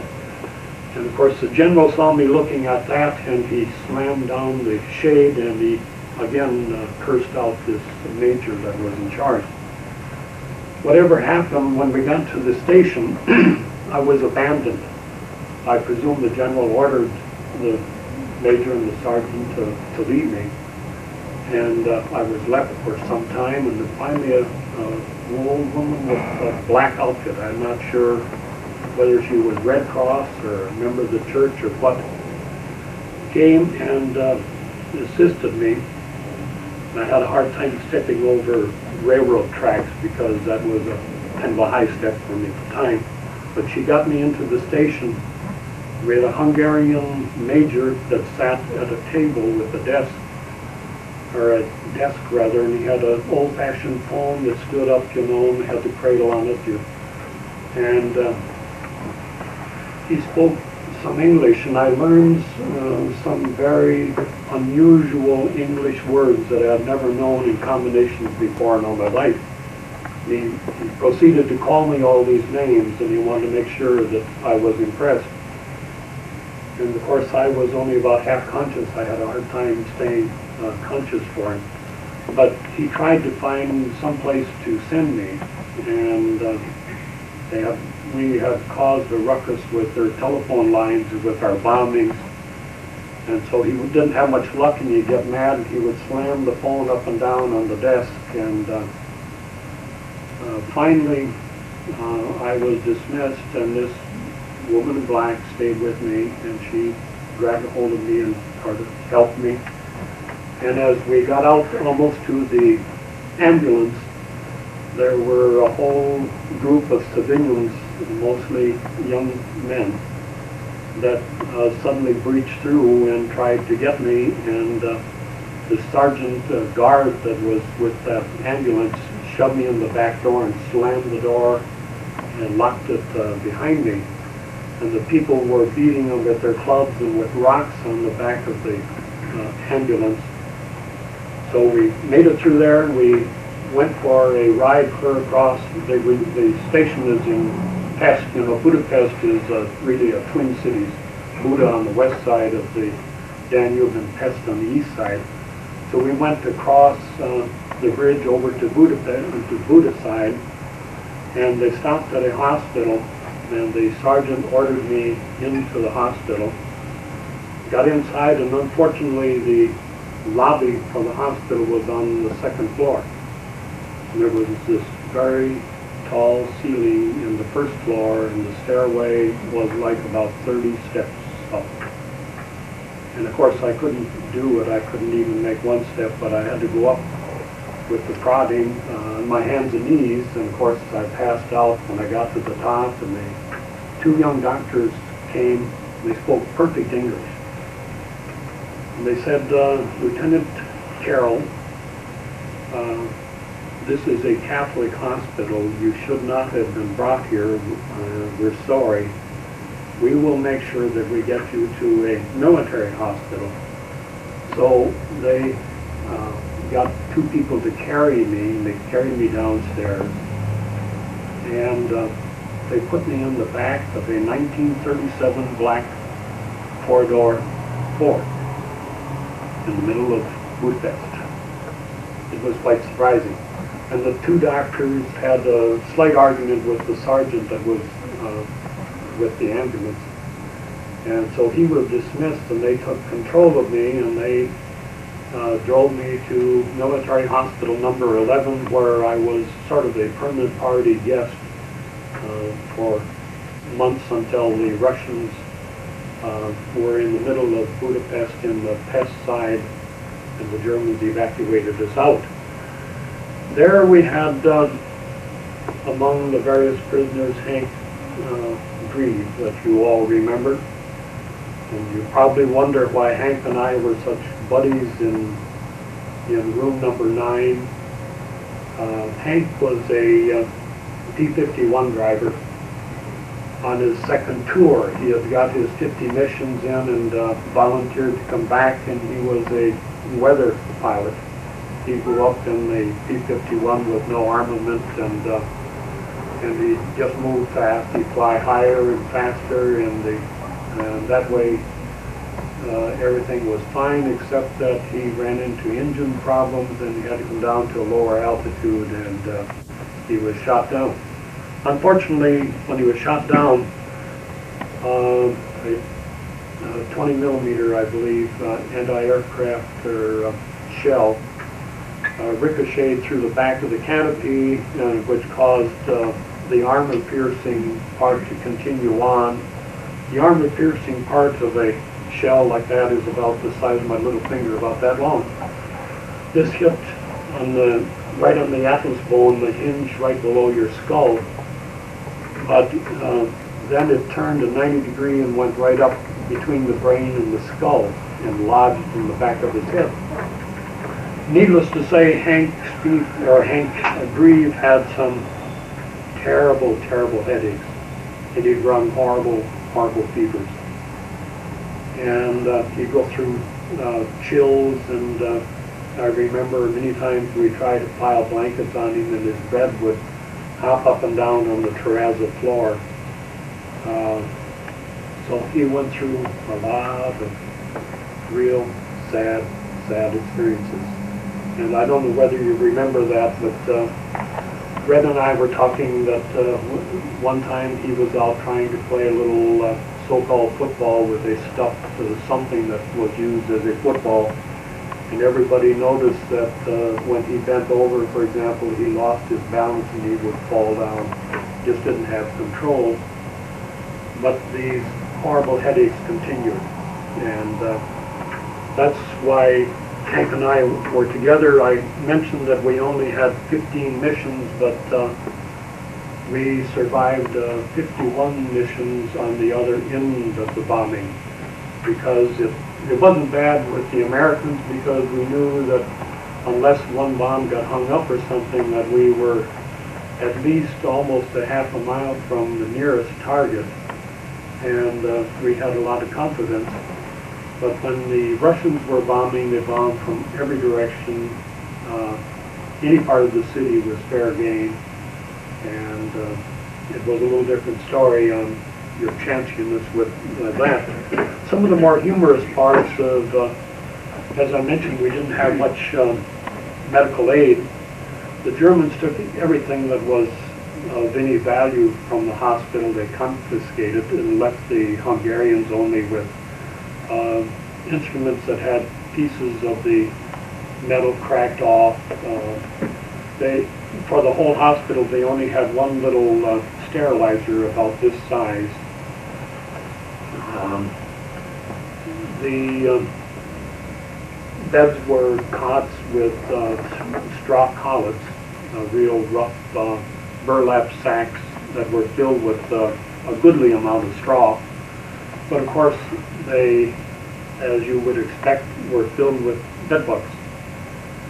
So we used to have bed bug raids at night, and we'd wait until it got good and dark, and you'd lay in your beds for a while till the heat of your body would bring them out.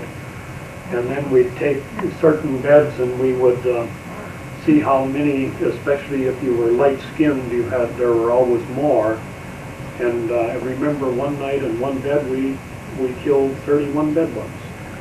We had, it's amazing we didn't burn down the hospital, but we did things like that to help our humor. We had some horrible cases of people with broken bones and bad infections. I remember one man with a knee that was almost blown apart because there were so many pieces that they couldn't do anything with it. The doctors, as I mentioned, spoke perfect English, and so that you'll understand why the civilians really didn't like us. There was a terrible amount of propaganda by the Germans that the Hungarians believed every word of it. The only two words of English that I heard from the Hungarians that captured us were Chicago gangster. So we were Chicago gangsters being paid $1,000 per mission, fly 50 missions. We would receive $50,000 and we would go home with a full pardon. So we were all from Chicago, and that's what they believed. And they also had relatives that were killed in Budapest, and they are a lot closer to their sixth degree of cousins than we are to our first, it seems. So you have to understand this. Also, the Germans were very effective with propaganda. Our fighter pilots quite often wouldn't bail out if they could avoid it, because they got broken up pretty badly when they get hit with the tail assembly. So they had a tendency, if the plane would hold together, to go down on the deck, bleed off the airspeed, and crash land, and then walk away from it. And the Germans would fix up these aircraft, and they would use them for propaganda purposes, with German pilots flying over and using anti-aircraft, or rather using the aircraft guns, shooting through the parks, and they would show them right through the middle of the city, spraying bullets all over. They believed it. Another item was that during air raids it was mandatory for everybody to go to the shelter, and during the air raids the Germans would go out and lay fountain pens and dolls face down out on the street or along the sidewalk. And when the little children came out and they'd see them, they'd run out and grab them. For several months before everybody learned that you shouldn't do that. And I remember one Sunday afternoon seeing 6 little children come in, one with the right eye that was destroyed, several with the right hand that was blown off. You can't believe the effectiveness and the cruelty, but you begin to understand the Hungarians a lot better when you understand all of that background. Let's see. I had some problems because I kept getting, there was, contrary to my hopefulness, I still had bleeding in the right lung. And they would take a big 250 cc syringe with a rather long, big needle, and they'd run it between the ribs, and they would fill up this blood and water that would accumulate in the lung area. And they had a kidney-shaped leader can that they'd set in the right in front of you. So they'd unscrew that syringe, and then they would squeeze it out, and then they would turn it back in. And of course, as you turn it, you know, it moves the needle, and it didn't feel real good, and you'd have a tendency to pass out again. Well, the only thing they had for that was brandy. So, believe it or not, there were a lot of our prisoners there that learned to pass out, or at least pretend to. They liked to get a little bit of brandy. Finally, one night, it was almost morning, and old man Carroll was running out of blood, and the nurse that was on duty was 82 years old, and she was a veteran of the Crimean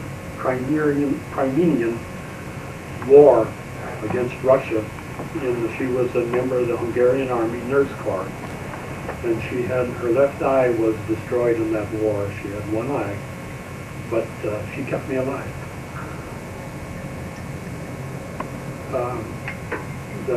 She gave me adrenaline to keep my heart going. The next morning they had an emergency meeting, and they decided that they needed to give me a transfusion.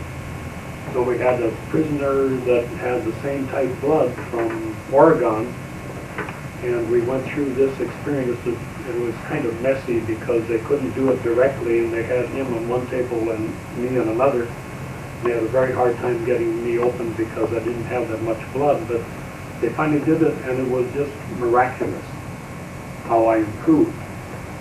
And everything was doing fine, and then 2 weeks later, I woke up one morning, and my groin and the upper thigh and the left leg was swollen about almost twice the size and red hot.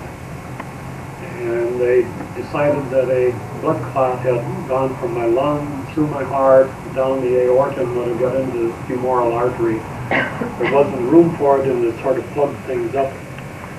And the only thing they could do is put on cold packs to try to ease the pain, but it stayed red and hot, and it gradually worked down the leg down to the ankle, and now I have a lot of discoloring in the ankle, but I still have the leg, and I still have knee, and we got along. After that was over, then things seemed to settle down, and we had a routine. It was, like I said, mandatory that we go to the air raid shelter. However, we found out real quick that the guards always deserted those 3 or 4 that were all in traction with weights holding their bones together. And so we volunteered to stay with them. And we became quite expert on bombing. We could pretty well gauge, based on the first 2 bombs, where the rest of the string of 6 would go, you know, and we could say 150 yards to the right or to the left or whatever. And I think it was about the 50th bombing that we went through that the first 2 indicated that they were right on target, and it was the 3rd one dropped. And then perhaps the longest moment in my life, the 4th one didn't come. That should have hit the hospital, but there was no 4th, no 5th, no 6th. There was only 3. The next night, we had another that started to come, but they looked like they're going to be a little bit to the left this time. And the buddy that was with me, I turned to him because the bed was shaking. He was sitting on one side and I was sitting on the other side. And the bed was shaking, and I turned to him to say, "Hey, you're shaking the bed." And when I turned, he was already under another bed. waiting for the bombs to fall, and I suddenly realized that I understood fear myself. Guys, I was the guy that was shaking like a leaf, and the dad was hopping up and down on this terrazzo floor. So, another happy thing to remember was the first penicillin that was ever given in Hungarian, or in Hungary, was given to the American prisoners of war. I told you about the bad infections and how everybody was going downhill that had any flank wounds at all. And we asked the doctors to go through the International Red Cross and ask for penicillin.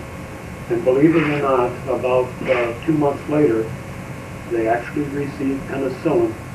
And one of the most miraculous cures that you could ever believe, these people that had horrible, horrible infections and were losing weight and going downhill, suddenly these wounds all healed up. It was just really amazing. And the doctors just couldn't believe such a miracle. I told you about the one man that had that knee that was literally blown apart. He was so bad that finally the doctor said that they just have to amputate. We drew up papers. The doctor asked for this, and so we drew up a paper authorizing the doctor to cut off the leg of Joe Schott.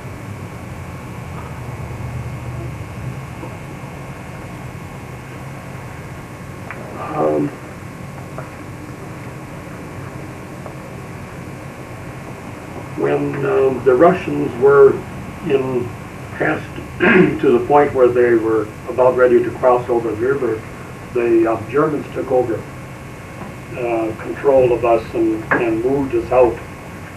And we left Budapest, except for one, Pappy Bernhardt, who remained behind because he was so horribly burned that you couldn't believe, and they were trying to do some corrective surgery on him. He was burned so badly that he had nothing but just cartilage for a nose. His eyes were almost glued together, just little tiny openings. No hair, no eyebrows, no eyelashes. His ears were burnt off with just 2 holes inside his head. 3 little tiny patches, smaller than dimes, in the back of his head. It was the only hair that was left. And the burns were so severe that all the blood vessels showed up real clear. His hands were terribly burnt as well. But he did more for the morale of us than on any of the rest of us. Quite a remarkable man.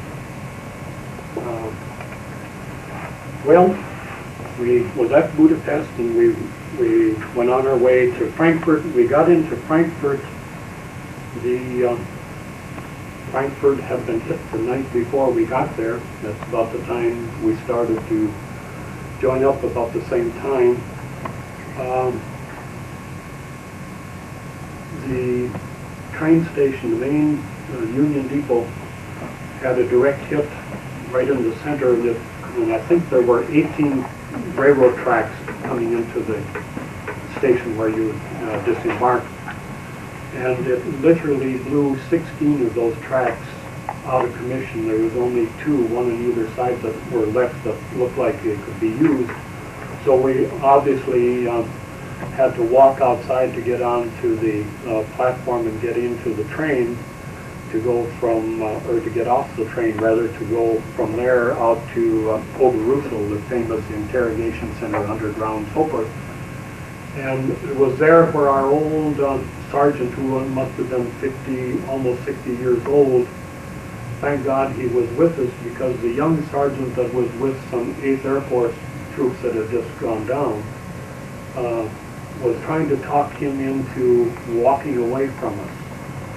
And he dressed down this younger sergeant and told him that he was responsible to deliver us to Oberrussel, and that was what he was going to do. I assure you that if they had walked away from us, that none of us would be here today. Those people from 8th Air Force and the group that I was with, Hank Steek and so forth, or Hank Grieve and I and 4 others that were in that particular group. I know this to be because Paul Bertram, Sergeant Paul Bertram, was with us he was from Minneapolis, and he spoke perfect German, so he relayed all this information to us as they talked. And I'm sure you remember Oberrussel, where you had the interrogation. After 2 days of name, rank, and serial number, the Germans proceed to say that Lieutenant Carroll, let us bring you up to date. Your father's name is William D. Carroll. Your mother's name is Mary S. Carroll. Your address is Rosemount, Minnesota. You entered service on such and such a date. You graduated from pilot training on such and such a date, etc., etc. And they said, now we'd like to bring you up to date as what's happened at the 459th Bomb Group since you left. And they told us who the new group commander was, who our new squadron commander was, the fact that the mess hall had been finished, it was under construction when we went down, etc. They brought us all up to date, and it's quite impressive when you're sitting in the middle of Germany and you hear your life history being given to you. It's very impressive, and it's almost like you have to bite your tongue when they follow up with some more questions in follow-up to that sort of telling you where you've been, what you've done. We finally went through, I remember going through Stalag Luft when they issued just a little A2 jacket. I asked, well, don't we get an overcoat? And they said, no, where you're going, you don't need one because you're going to such a good camp. And I wondered if that was German propaganda, but nevertheless, we went on with our little A2 jackets, and we proceeded on towards, I think it took 3 or 4 days from Stalag to get to Barth, Germany. I remember especially Leipzig when we pulled in and the 8th Air Force was bombing both sides of the track that night, and the guards got out of the cars and lay down in the ditches and crawled along as it inched along very slowly, and the concussion would rock the rail car back and forth, and a few of the big windows on the sides came in and the shards of glass were flying, and then I remember we sat in Berlin, the anniversary of our start of the war, December 7th, 1944. We sat all day near Tempelhof Airport and watched some of our American planes flying in and out of Tempelhof. And the next day, December 8th, we arrived at Barth, and you all know the story from there. Dick, weren't you in the apartment with Fitz where we stuck him up on the coat rack? He was up on the coat rack. Yeah. When it started, but when it ended, he was under the bench. He ended up under the bench because he wasn't safe. We were all under the bench. No, I'll never forget. Even Red got a little that day. I'll never forget Fitz up there because when the plane or the train suddenly started to move ahead, it caused him to roll out, and he came falling down, and there was this unearthly scream. And Fitz related that he had actually thought... This is Gerald A., and this is the film of the 89 POW reunion in Colorado Springs on October 4, 5, and 6. The first part of the film is filmed outside. We did some sightseeing, as you who were there realized and remember. The first part of the film is in the Garden of the Gods, a beautiful rock formation there at Colorado Springs. And then we went out to the Air Force Academy about noon on Friday, and I've got some good tapes there of the exterior. But then Friday evening in the Officers Club at the dinner, the lighting was not sufficient for good videotaping. I'm sorry, but that's just how it was, and I'm sorry that it couldn't be better filmed. I hope you'll enjoy the film, and to those of you who were not there, I hope you can join us in 1991 at San Diego.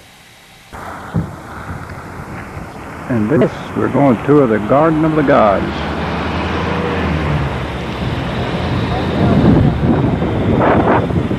And it's windy, so it'll be noisy.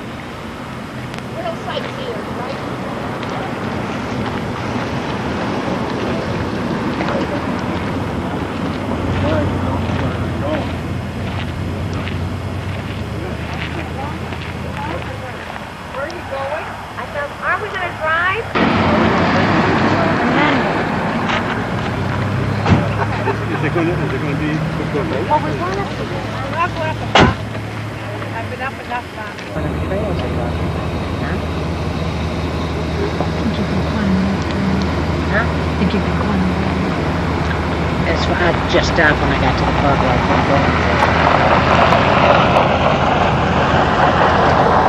light. Now we're looking at the backside. I'm telling you, You don't believe this? Looking at it.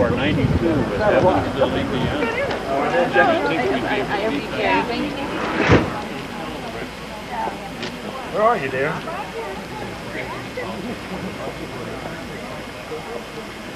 And this is the crew going down to inspect it.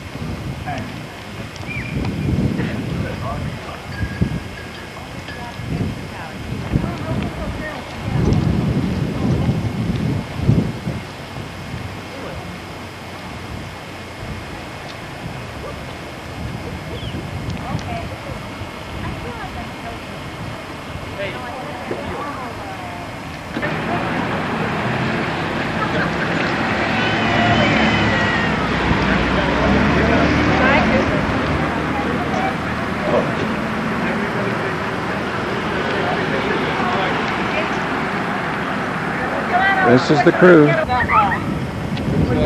a lot like this. I think we're all, I think we're in trouble already. Right. We are. I think it's big trouble now. Bullets. Thank you. Well, I don't know. I thought the camera was. I thought the camera was Just a maybe and I, even if you don't get anybody else. And the rock. Yeah. And the rock. And the rock. Berman. Joe. She feels like she said my name.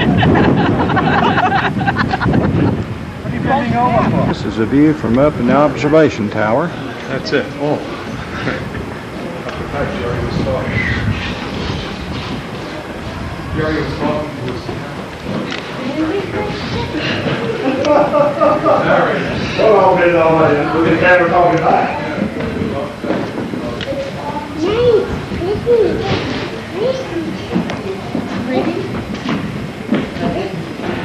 Looking here, now I'm going to turn to the right. Now we'll get a shot of Pike's Peak here. We need money. Money. I don't have the money. They get it, yeah. What about your, now your buddy Jim? If he doesn't come over there and stick his foot in his mouth. You ready to go to your state? Anywhere? What's happened up there on that? It opens at 9. It's open from 9 to 5. You've got to come see the camera upstairs. There's only 3 in the country doing Is it? And that's the biggest. So it's human. And this is the balanced rock. Took us time to find it, but we found it.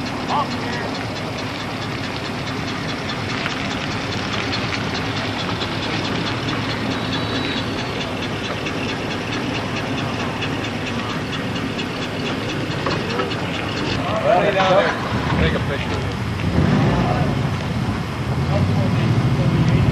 You gotta do better than that, Joe. You don't want to do the rock. We'll get that after this.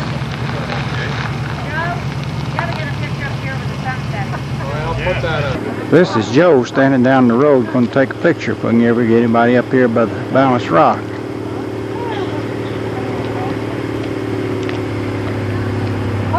And there's 2 that won't come on up. Dick is right now.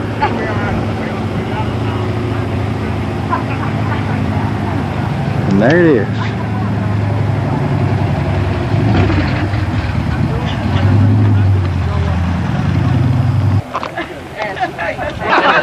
I'm glad there's 2 crowds here. Nice going, David. Come on. Throw it to her. He's not? I'll bring it down. I'll take that down before. We gotta take a picture up here. Come here. Have to climb up there? Yes. All the way up. Go the way we went. The old ladies went right up through there. I'll follow you. Now, Red, you gonna jump? Are you afraid of heights? No. Yes, I am. Terrible. I won't stay above the third floor. I can't even go up and down bleachers. Really? Oh, that's terrible. This is not bad, seriously. I think we should have been standing over here against this rock for a nice I'll get picture. it from here, Mamie. You... This is a view from the Balanced Rock looking back into the park. The sun setting behind me and lighting up the rocks. Here is the crew. I'm telling you something. You're not going to lean against the rock. Get that move.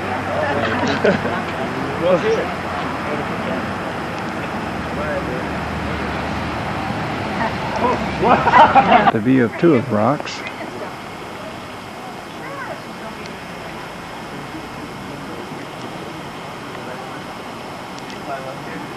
And down here is our crew going back to the car. This is sunset, looking over Pikes Peak, and I hope the colors will come through for us.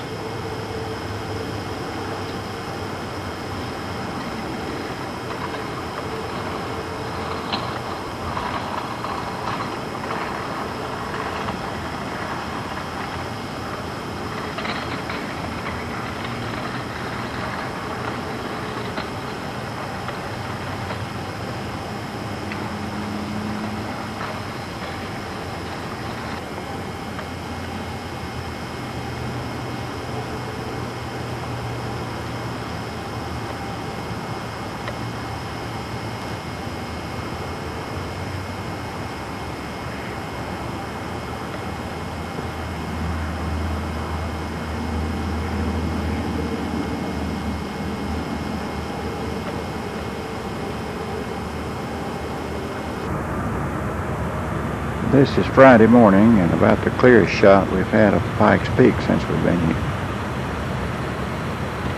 There it is.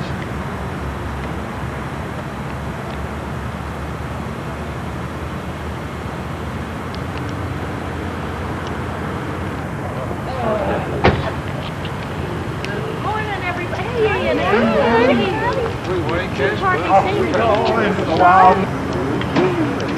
This is Earl Walsh and Mickey Duckworth.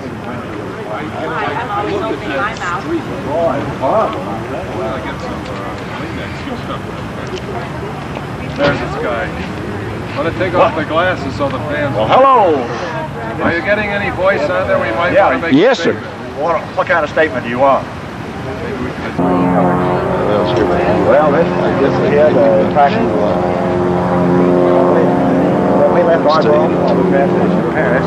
This is Joe and Mickey. I went hard on down to the drove the kid and his wife. This is Red Berman.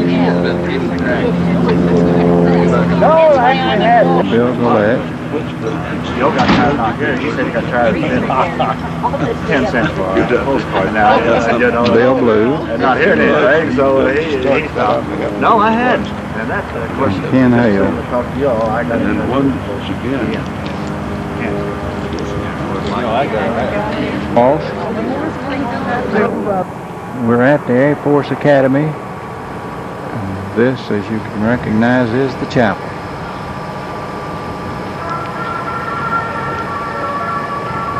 And I hear a trumpet.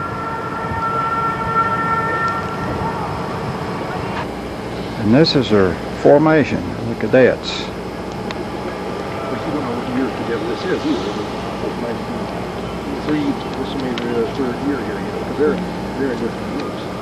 And somebody is already eating in there now. Somebody is already eating.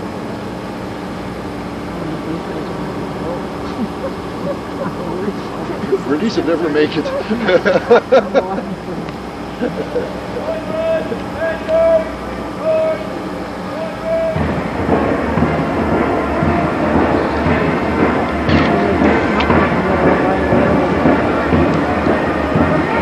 I believe you can hear the band in the background.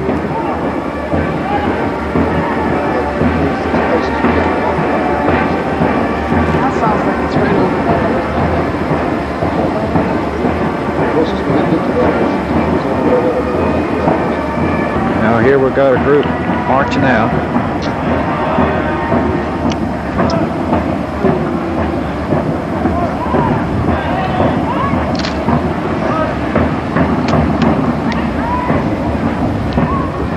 Right oblique arch, huh? Yeah. Right turn.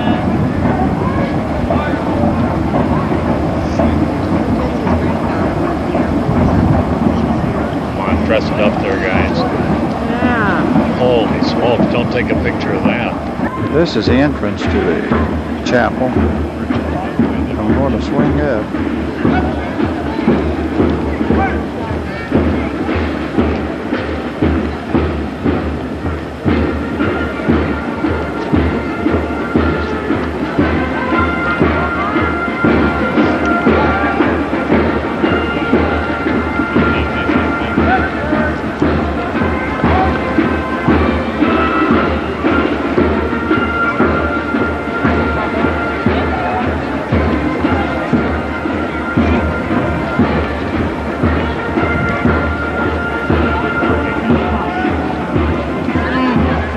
The cadets marching toward the chow hall.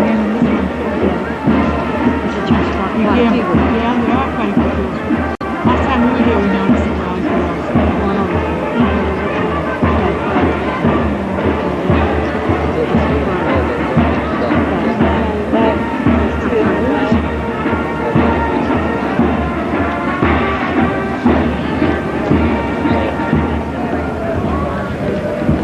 This is the interior of the chapel. Remember that. I remember these classic words that the one of Now, this is a view How are you doing today? looking out the window. Fine. I wanted to ask you something. Okay. I'm going north and west on I-70. Is that 6th Street good enough, or should I go on up and get I-70? 6th Street is looking at the highway too. 6th Street.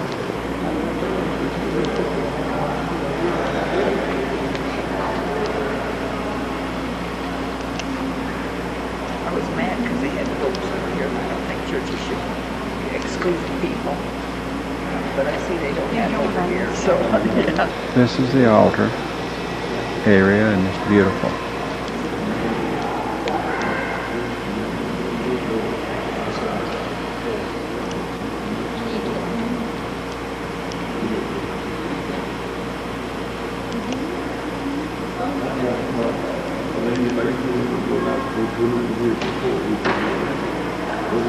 I'm looking back toward the back, and it's a big pipe organ up in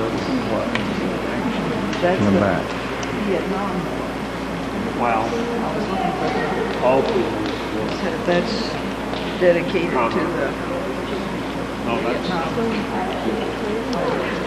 Earl, this is for you. This is a Catholic chapel, which is underneath the main chapel.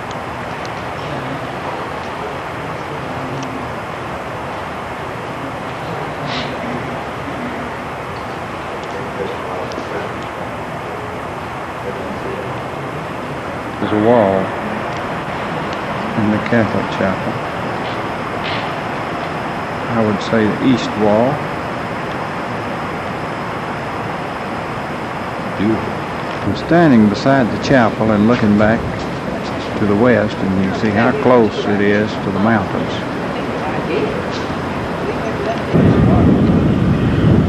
This is the crew.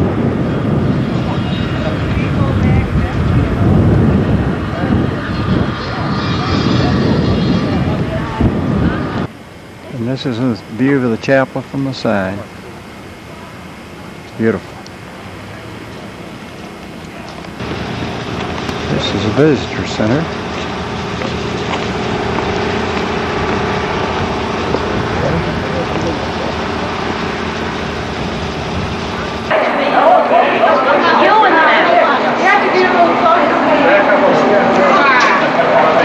Joe and Bill will be so disappointed. We got to take one with Joe and Bill for that.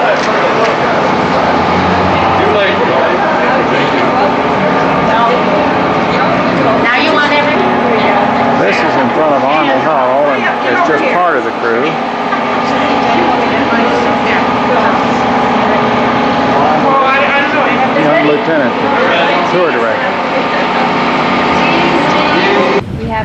football field, obviously. They just recently put in that new AstroTurf football field. There's a lacrosse field. In the way back corner, there's softball fields. There were pickleball fields, soccer, rugby, touch football.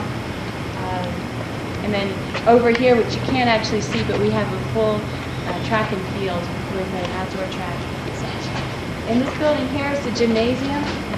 I was seeing also regular aerobic programs for men and women, but for the most part, women tend to do this. Gymnastics here, very good gymnastics. And volleyball is very good here. So forth and so on. And tennis also. So Where are the golf courses? the golf course, we have Eisenhower Golf Course, where we have lunch. This is a view of the chapel from the east side.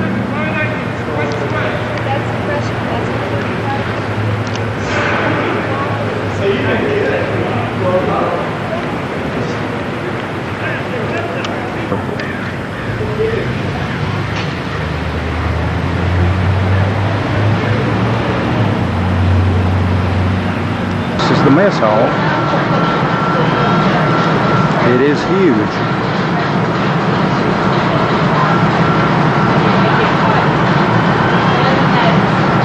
And on this wall is a bunch of placards because Air Force is playing Navy this weekend. Air Force shoots the ceiling and so forth.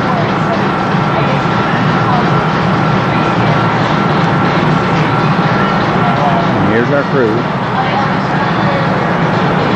There's one, General Clark scrapbook is out here, and this again is an informal brief, so I want you to come up and mill about. I've also got, for my pleasure and yours, a SIG book that I want your signatures on out here, so I'm going to hook you into getting your signatures there. Make it wider or narrower. Okay. I'm going to See the W and the T? Well, you can zoom in or zoom back. Put finger on one of each one.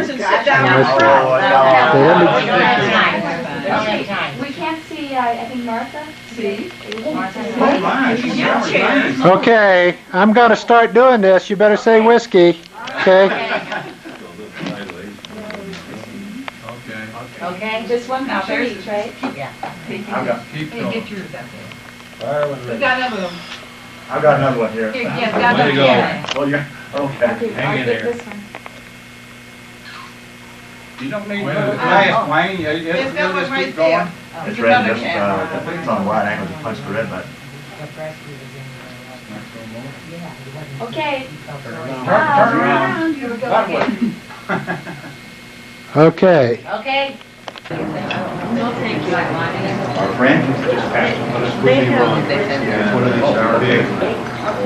Here, this looks like maybe a previous diet of soil was fine.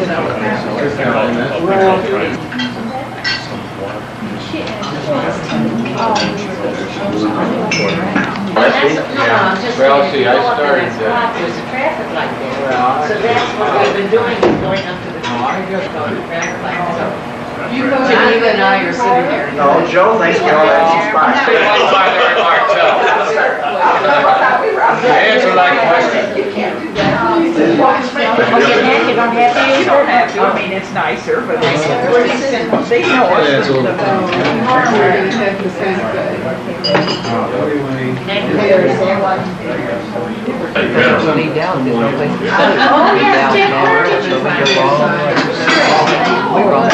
He said your P-38 would be way up high. He said that we couldn't get the tank up there and get them. He said, and then That's what I was asking, having two of them when they were trying to land. Kept away from that path.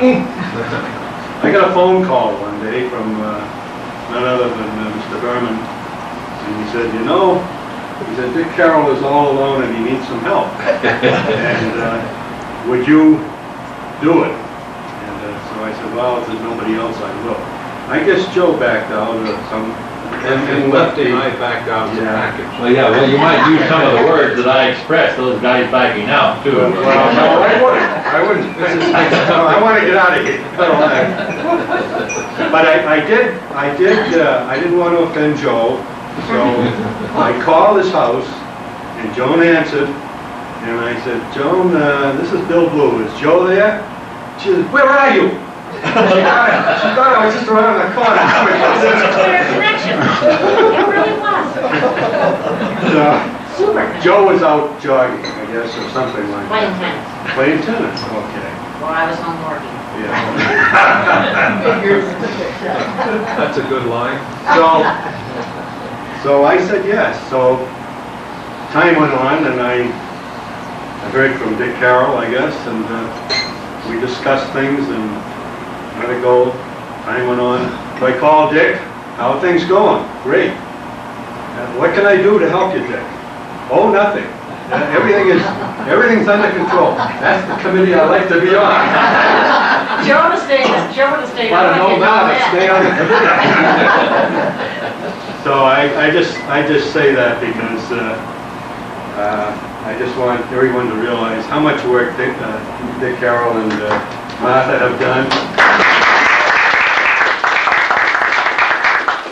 And of course, Red, he said he was too busy. I didn't believe that. He was making money to pay that $28 bill. No,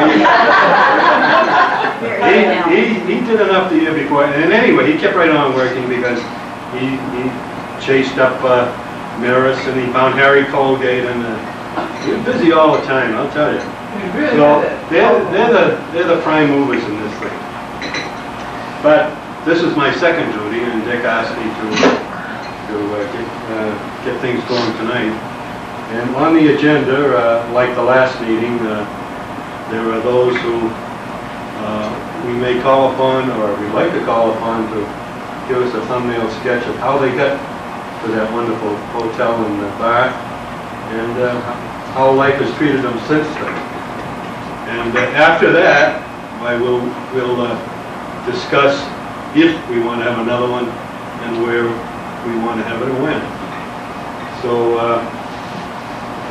now that that's done with, I'd like to call on Bill Gillette, if he wouldn't mind to give us a few words. Well, I'm accustomed as I am. I called on you first, Bill. That's right. Okay. We're not going to Shreveport. And it was all, and we were retiring in May, and it was the 40th anniversary of the college, and we were tied up in some things. It wasn't particularly important that I be there, since Geneva was teaching, and that's the important part of the college. But to tell you the truth, though, I outlasted 4 presidents and was working on the 5th. And the 5th one, though, said that if I'd retired, they'd put my name on a building, so I wanted to stay there and see that they got the sign right. But at any rate, we're just so pleased to be here. Really, I shouldn't be here, and I can make a long story out of it, but Mickey, I'll tell you one of the pleasant surprises. I got that tape and I looked at it, and I did not know. Well, no, I don't want to phrase it that way. I was very pleased with your speech. It was the shortest one there.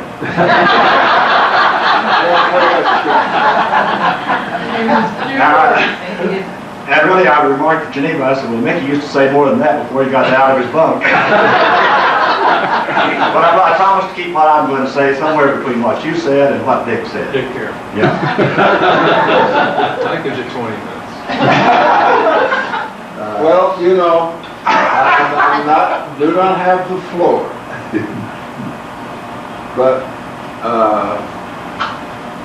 we have a place in Florida, not just because I live there. The Bellevue Biltmore Hotel Complex in Bel Air, Florida. For mid-October,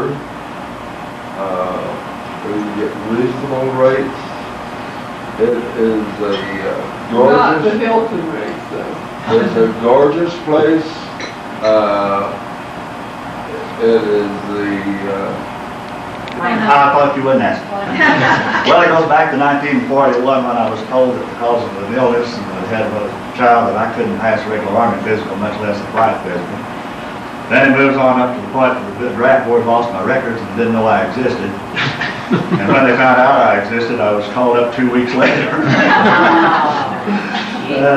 Then a friend of mine who happened to be in classification at Little Rock, when I went in, whom I had known at the University of Arkansas, a tech sergeant saw my name and he called me in to talk to me and wanted to know what I wanted to do. I said, well, I had 2 years of ROTC.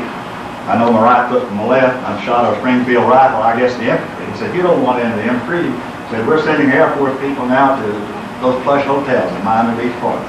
And in February, in drizzling rain and sleet and snow in Arkansas, that sounded awfully good. But when I got down to Miami Beach, I found out how plush the hotels were. Is that 43? Huh? Was that in 43? Yeah. They had been stripped bare, of course, and the only hot water we had was what was heated by the sun. We still had some. Now, they had an 18-day basic training program there at that time. And about the 4th day after we were down, 5th day, we went down and had a physical, and we came to it, and they put an X or an O on, and those of us that had something on our back, they called us off in formation afterwards, and they said, at the close of your training, said you'll be placed on orders to go to gunnery school. Well, that came as a surprise to me, too, because I didn't think care about going to gunnery school. But between one thing and another, I applied first for OCS, was accepted, and 5 months later, I was still at Miami Beach. 18 days of basic training, over. I was the most basically trained one man that ever came out. But I did go to Pittsburgh and CID, and then I had another real disappointment. There were 201 of us went to classification in Nashville, Tennessee, and you all know how the Army works. One of us became a navigator, two of them became pilots, and 198 of us went to bombardier school. So you see, if I'd been a pilot, I might not have been there. If I'd been a gunner, I might not have been there. But that's not the only reason. When we flew that mission that day on November the 30th, 1944, was it, Joe? 1944. Well, no, I go back. I could have been left in Iceland on the way over. Joe and Lefty, Demerico, and then another one of their buddies, Steve Duvall, we all ended up at Ardmore at transition training, went on to Lincoln, picked up planes, started over.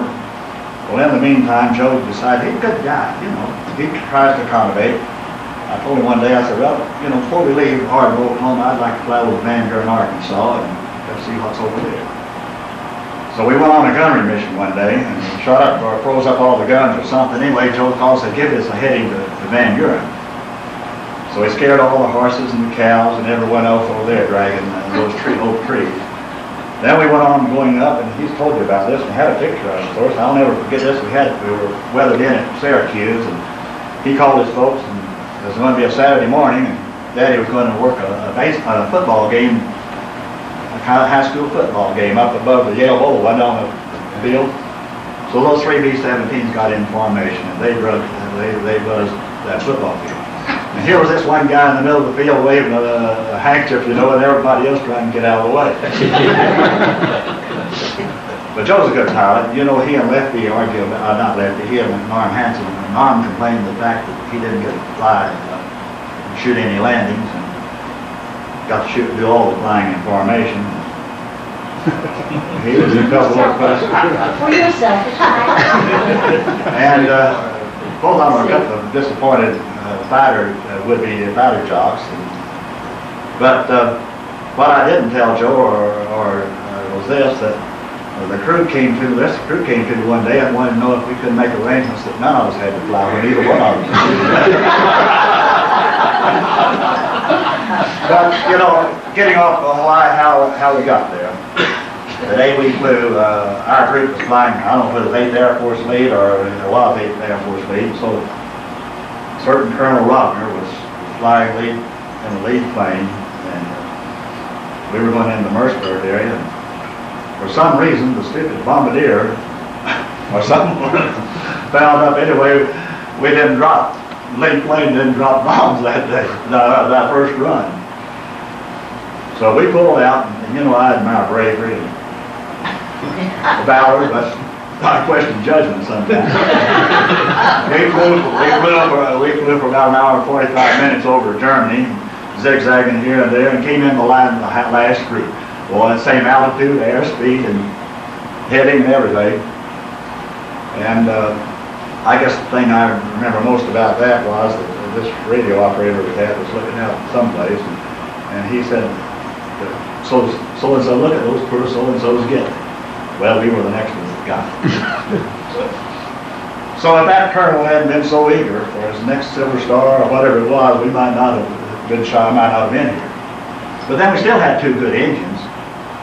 Now we had two pilots there, skillful pilots. Both of them knew they were good. One of them was skilled in takeoff and landing. the other was skilled in flying formation. Flying in hell, then they teach them how to handle a glider, right? I love it. But Joe, I'll tell you this, they nursed that booger. We threw out everything we could, and if we'd had another 15 minutes, we'd been over the line. Joe told me, said the last thing he asked for me was a quickest way out of there. And I had to tell him it's back the way we came. And I said, did you like that advice? And he said, not at the time. But we did, we appreciated Joe. He's the champion scrounger of all time. Boy, he was a scare. One time along the line, you know, they took away my A2 jacket somewhere along the one I had, and I said, Joe, I'd like to have an A2 jacket. Joe got me an A2 jacket. Then somewhere in England, there was an accident at a certain squadron that had a nice stove in his Quonset hut. And he wasn't a particularly popular person. And I don't know, Joe didn't say he did it. I don't know who did it, but we ended up with a pretty nice stove in our Quonset hut. So.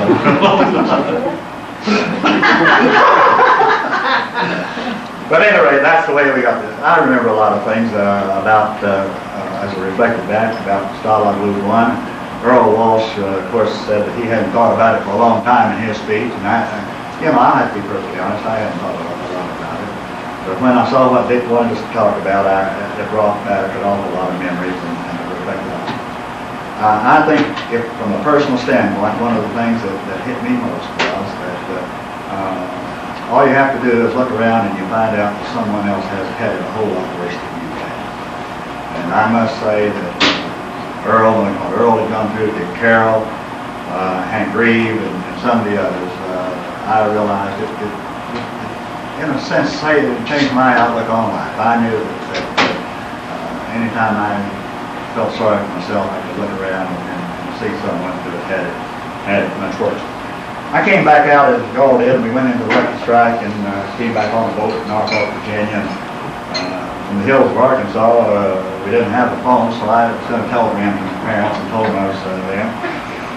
And we got on the troop train. And they started, I don't know how many others got out of there, but I must have had about 35 or 40 cars, and we started dropping them off. They went up through Cincinnati and around. And one thing that impressed me, we'd pull into a town and be there for a few minutes or a city, and someone would say, I've got a cousin here, or I've got a brother-in-law here, or so I know someone that grabbed a duffel bag and take off. Well, I must say that when we hit Arkansas, there weren't about 6 or 7 cars left on the train, and the last 60 miles from about Federal, Arkansas on down, I stood on the vestibule, and the railroad ran through Dad's place. About a quarter of a mile from the house, and we pulled off on the side. And I looked over there and saw a light, and I thought, well, it's time for me to bail out too. So we were going to Camp Chaffee, and so I just checked out off the train, and I think it's like a Friday, and I said, if any could start looking for me to miss me at Camp Chaffee, I said, tell them I'll be there Monday. And I must say that the war was brought home to me very forcibly that night. While we were in camp, I had one correspondence from a member of my family. My brother was an infantry officer and had been overseas about the same time I did. And I'd had one letter from his wife, who, of course, couldn't say much, and she simply said that Charles had been hit on, had got it, the way she put it, on December the 12th, which was 12 days after I'd been shot. We were shot down. And this was in February, and he said he was doing pretty good and would be, had a hard time, was doing pretty good. Well, you believe what you want to believe. And I just convinced myself in my own mind if he'd been hit that badly that he was out and home. And I did not know until that night that he had gone back up and been killed. So, as far as the war is concerned and what happened, including my being shot down at the time, that had obviously been the most devastating thing to could. And I must confess to a measure of somewhat bitterness. I have difficulty understanding why some good people, and he was a good one, bought it, and some of us that weren't so good didn't buy it. But I was discharged. I was sent to Miami Beach for a reassignment supposedly, and came back to check for discharge. I had one other distinction in the service. I probably had the longest confinement for a tonsillectomy of anyone in the Air Force or Air Corps. That was about 11 days for a simple tonsillectomy in the hospital. But I left it, went back to work as I've been working for a subsidiary of Greyhound Bus Company when is that time?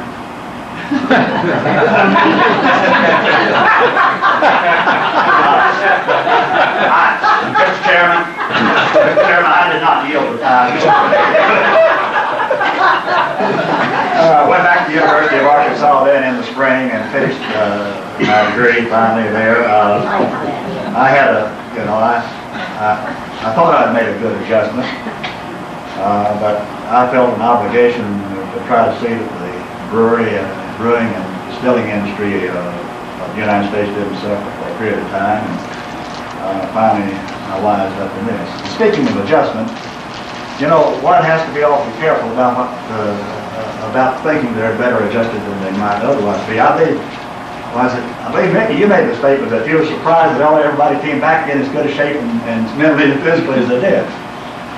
I had a very good friend who was a custodian at our college down there, a black man, and Joe Dory had retired from the public schools, and the president had invited him out to work for us at the college, and between the two of them, they decided that he'd like to work for me, and so he was, basically.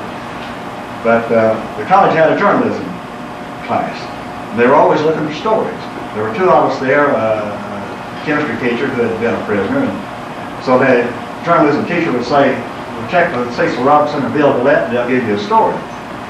And so you know how it was. If you went through the a la King circuit and green pea circuit after you got out, you always appreciate someone listening to you. So they published this, and Joe Dory came to me one day, and right after published, he said, Mr. Bill, tell me about this. Well, that's all I needed. I knew I'd left something out, so we sat down in a little snack bar area there and talked about 15 or 20 minutes, and Joe was just so impressed with everything, and finally we got up to leave, and he said, Mr. Bill said, I didn't know you went through all that. He says, you ain't adjusted yet, are you? That was 20 years after the fact. After graduating from the University of Arkansas, I went to work for government, FHA, and I was with them about 3 years, and during that period of time, I was promoted as county supervisor and moved to Texarkana, where I met this lady here. And if you ask her where I met her, she'd say I picked her up with a beer joint,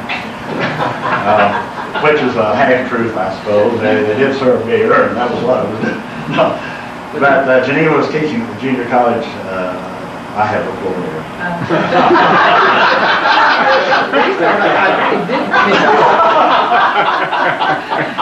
I would like you, right? But at any rate, Geneva was teaching at the junior college there, and that's when the real reclamation process started with Bill Gillette. But at any rate, I was not too happy with work for the government. I saw too much of the general garbage that we see every day in government work. But I went to work for Ralston Purina Company, and with a 6 months training program that started in St. Louis, and I worked a week or two at a time, starting through Kentucky, Tennessee, Mississippi, and then Louisiana, and back into Arkansas. And at the end of that period of time, we decided to be married, and we moved to a little town of McGee, Arkansas. And some 15 or 16 months later, our daughter Becky was born in Arkansas. And so a few months later, we moved, I was assigned as district salesman to Winsboro, Louisiana. And we were down there then again with Ralston Purina Company, and we were there, and our middle son, Bill Jr., was born there. His oldest son, that's right. I couldn't drive or... You can't drive, you can't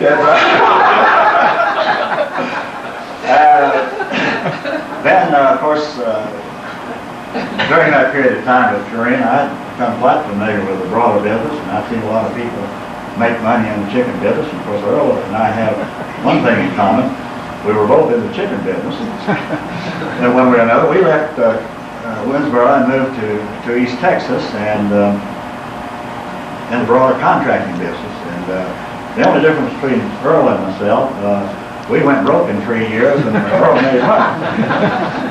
And sure enough, soon after we moved, while we're in Carthage, our youngest son, Benny, was born. Now, you know, I'm taking a lot of time, but I have to really tell you why we're still in Carthage, because we went broke.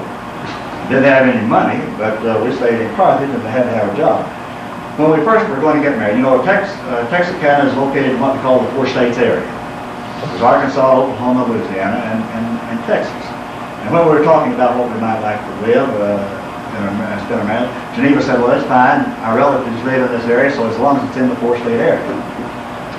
Well, while we were in, she was in the hospital, and we knew, of course, that some change in location or in I was going to have to find something to make some money. We're talking about what we're going to do. And she said, well, I'll tell you one thing. She said, we're not moving to Oklahoma. We've been in Arkansas, 1 child. Louisiana, Texas, the 3rd child. She says, this is it, no Oklahoma. Becky is with the University of Texas, has 2 degrees, and she's teaching math and computer science in the junior college where we were teaching. She just moved into that position last year. Bill Jr. is an Aggie, A&M, degree in engineering technology, and is quality control manager with what is now the Barracks Corporation. It was a subsidiary of Harris Corporation at Longview, Texas, they make the large industrial and military communications dishes and so forth. The youngest son, Benny, also an Aggie, with 2 degrees in electrical engineering, and he's in research and development with Motorola in Austin, Texas. The only thing wrong with the whole picture there is that I went to Arkansas and I'm a Razorback, and you can imagine living with 2 Aggies and a key seal. During football season in particular, it's a pretty rough time. But after going broke, I went to work for a company named H.J. Baker and working out of the Atlanta, Georgia office, traveling 5 states. Again, the 5 states I was familiar with: Arkansas, Louisiana, Oklahoma, Mississippi, and Texas. And pleasant work, good work, but I was gone an awful lot of the time. About 5 years with them, I had an opportunity to go to work teaching at the college, teaching math and biology. And I must personally, I've enjoyed all the work I've ever done, but I'll have the truth to say that there's nothing like teaching. It's one of the most rewarding fields I know of. But I wasn't able to stay that way. In the first place, my wife was teaching the same place, and she was making more money than I was. So I had an opportunity to go into administration, and the college decided to open up a new technical vocational school, and they asked me to head that up, to do the developmental work and head that up. And so I served the last 17 or 18 years as dean of that division.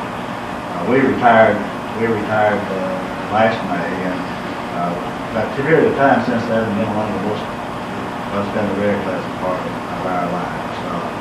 I have to say that I, of all people, am most tremendously blessed. We have a marvelous family. We have only 1 grandchild at the present time, but they named him William too, so that's better than having a name on a building.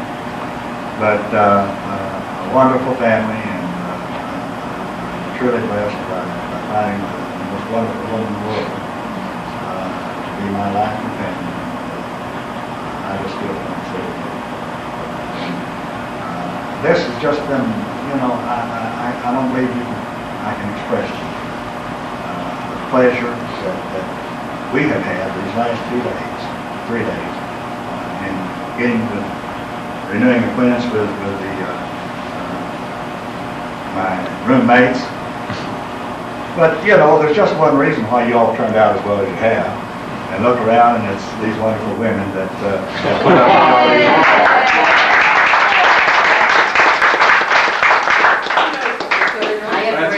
That was very good. Well, thank you. And I'd like to say to Geneva that equal time is not available. That's right. It wouldn't be fair because we didn't allow it last time, right, Joe? Okay, going alphabetically, I think we'd like to call on Ken right now. Yes. I was born in Missouri and lived in Kansas City, and I was drafted into the Air Force for some reason or other and sent to Martinsfield, California for basic training. And I went from there to the Materiel Squadron, joined the glider pilots. I'd had civilian pilot training before I went into the Air Force. That glider pilot training, graduated from that at 29 Palms, California, and they screened the glider pilots. There wasn't much use for them. So they decided I'd go into cadet training, and I went into there in the West Coast Command, primary Lemoore, or basic Lemoore, primary at Oxnard, advanced at Stockton, and went overseas, signed B-17, but couldn't fly a single engine very good. And so I could have given you Hanson for that. I picked up the crew at Salt Lake City and went to Roswell, New Mexico for, no, I had pilot training, B-17 training, then picked up the crew and went to Dallas. It snowed so hard there in the spring they couldn't get no flying in, so they sent us to Mobile Field. Then we went overseas on a boat, big boat, Aquitania, 4-stacker, over 10,000 troops. Spike Jones gave the entertainment 3 times a day. They took the course up 6 days, if many of you are interested, 6 days from New York to Scotland. We went around Northern Ireland and stationed at Grafton Underwood, which is pretty much central England near Kettering. And it's a 384th Bomb Group, 546 Squadron. And this mission that we went on to Merseburg, or the 33rd mission, we went down, brief to fly west of Paris, circle back up and head northeast towards Merseburg, which is a suburb practically of Berlin. So as we was circling around Paris to head northeast, where I got a oil leak on the #1 engine prop hub, and it froze on top of the cowling, and we kept getting worse. I should have aborted probably, but we were up about 20,000 feet already, and I thought, well, 3 engines, no problem with the bombs going and the gas load half going, we can make it all right. So we got up close to the initial point for the bomb run, and some other character in one of the planes said, say, you got a problem with your #1. Well, we knew it for 20 minutes. And so we finally made it into position for the bomb run, and after the bomb run, we developed oil coming out of the back of the #3, and it finally run away, but you get no lift and drag. Then #2 done the same thing. This is a sequence of events. We tossed everything out, including the ball turret, which weighed about 2,000 pounds. And we were 80 miles from the front. By the time we got down to 10,000 feet, we were still a long ways from it, still sinking, so we bailed out. We were in the clouds, and everybody made it all right. Basically, a few minor bruises from landing, and we all ended up eventually at the same camp. The co-pilot and the radio man got up to the Rhine River.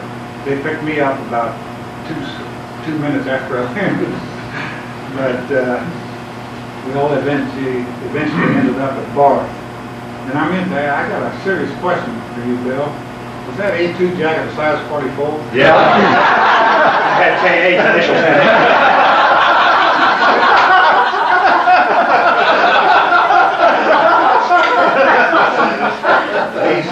This lays through the circle, you know, back behind, you know how far the leader is. They get the whole Air Force circling. The Germans think we're sightseeing. And, of course, back about the 8th or 10th group back, they had some really kind words for the lead group that's certainly up there. So Eventually we flown back to France by the 8th Air Force in Barth, and then sent up to Camp Lucky Strike. Of course, they deloused us. I don't think we had any lice in our barracks. I never heard of it. So we were pretty lucky in that respect. And come back on the boat. Nope, I didn't get to fly over the ocean. Camp Patrick Henry, 5 days, went to St. Louis. Madeline was in St. Louis. She still looked pretty good. I said, let's get married. So we Great proposal. So we got a quick release and was married in 3 days. Went to Kansas City and went into hibernation in a hotel for a couple of weeks.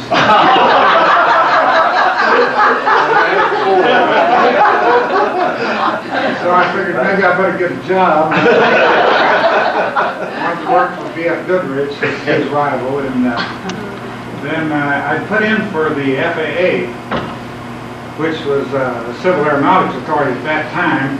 And after they hired me, they changed the name to Federal Aviation Administration. I don't know if they were sorry they hired me or what, but they changed the name. And air traffic control at Kansas City Control Tower, based for 25 years. And that's about it. Retirement, I figure I want to keep active. Bowling and horseshoe pitching, tournaments, horseshoe tournaments around national tournaments, state tournaments, local tournaments. They even got Talk Mountain in the pitching horseshoe. That's you? Yeah. Well, we had a few broken windows, but not many. And that's about it. 72 years old, happy to be here. Well, now, Nick was your co-pilot, Yes. and he was in our room. Do you have any information on him? Except that he passed away. He had cancer. You don't know where he was living at the time or anything? His home was Iowa, and he was living in California, San Francisco area, and I don't know whether he went back to Iowa or not. And it's being here to meeting all of you, and of course, none of you changed. Weren't any of you pilots good glider pilots? He was started as a... That's what I thought. Why couldn't you make that last 15 miles? Well, it would glide all right, it just wouldn't glide far enough. They didn't have those giant thermals like to get over the mountains Oh, I see. in the United States. But it's really been an enjoyable experience, and we're happy we came. Thank you very much. Not a very good public speaker. But I'll just start out as everybody else did. I've been in the aviation industry all my life, and raised on a farm in Iowa, and saw the guys flying over while I was out in the pasture shooting ground squirrels with my rifle. And I thought, boy, that looks great. So that looks like the business for me. So I got out of high school and started in aviation. I went to a technical school and learned to be a mechanic, and went in then to Martin Bomber Plant in Omaha, Nebraska. And that was a great place to work. But one day they said, we're going to give rides to people that would like to see how our airplanes fly. They're building B-26s, kind of a neat airplane. And of course I wanted to go for a ride. And you know who was flying it? These young Air Force lieutenants. And you know everybody else was overseas, but not these guys. And you can imagine the string of women. We're chasing those guys. And boy, I looked at that and I said, yes, sir. That's right. And the next day, down to the post office, and I signed up. Well, I would do the same thing again. There are no question about that. And it was pretty good. But then I went to Jefferson Barracks like Jim did. And that was kind of bad. But I wasn't there too long. Then we went to college training detachment in Michigan State, Michigan State College, and that was kind of neat. And so got on through the flying school, and then took to Aquitania over to England, as you did. And we were at Kimbolton in England, and 379th Bomb Group. Got about 15 missions, I guess. And then this bad one was over Berlin, and that was our longest route that we flew, and they just shot the hell out of us. And rightfully so, I guess. We really so you couldn't really blame it, but we wound up having engine troubles too. One engine was completely destroyed, another one was leaking oil, and you know the old story. And those right engines just don't do it on two of them. So we kept losing altitude, and we had an undercast below us. So after we got down to about 3,000 or 4,000 feet, we didn't dare to go any lower because we did not load the clouds in there. So we bailed out, and everybody got out very nicely. The most scared I was the whole time was when I was going down, and I saw snowflakes going the other way.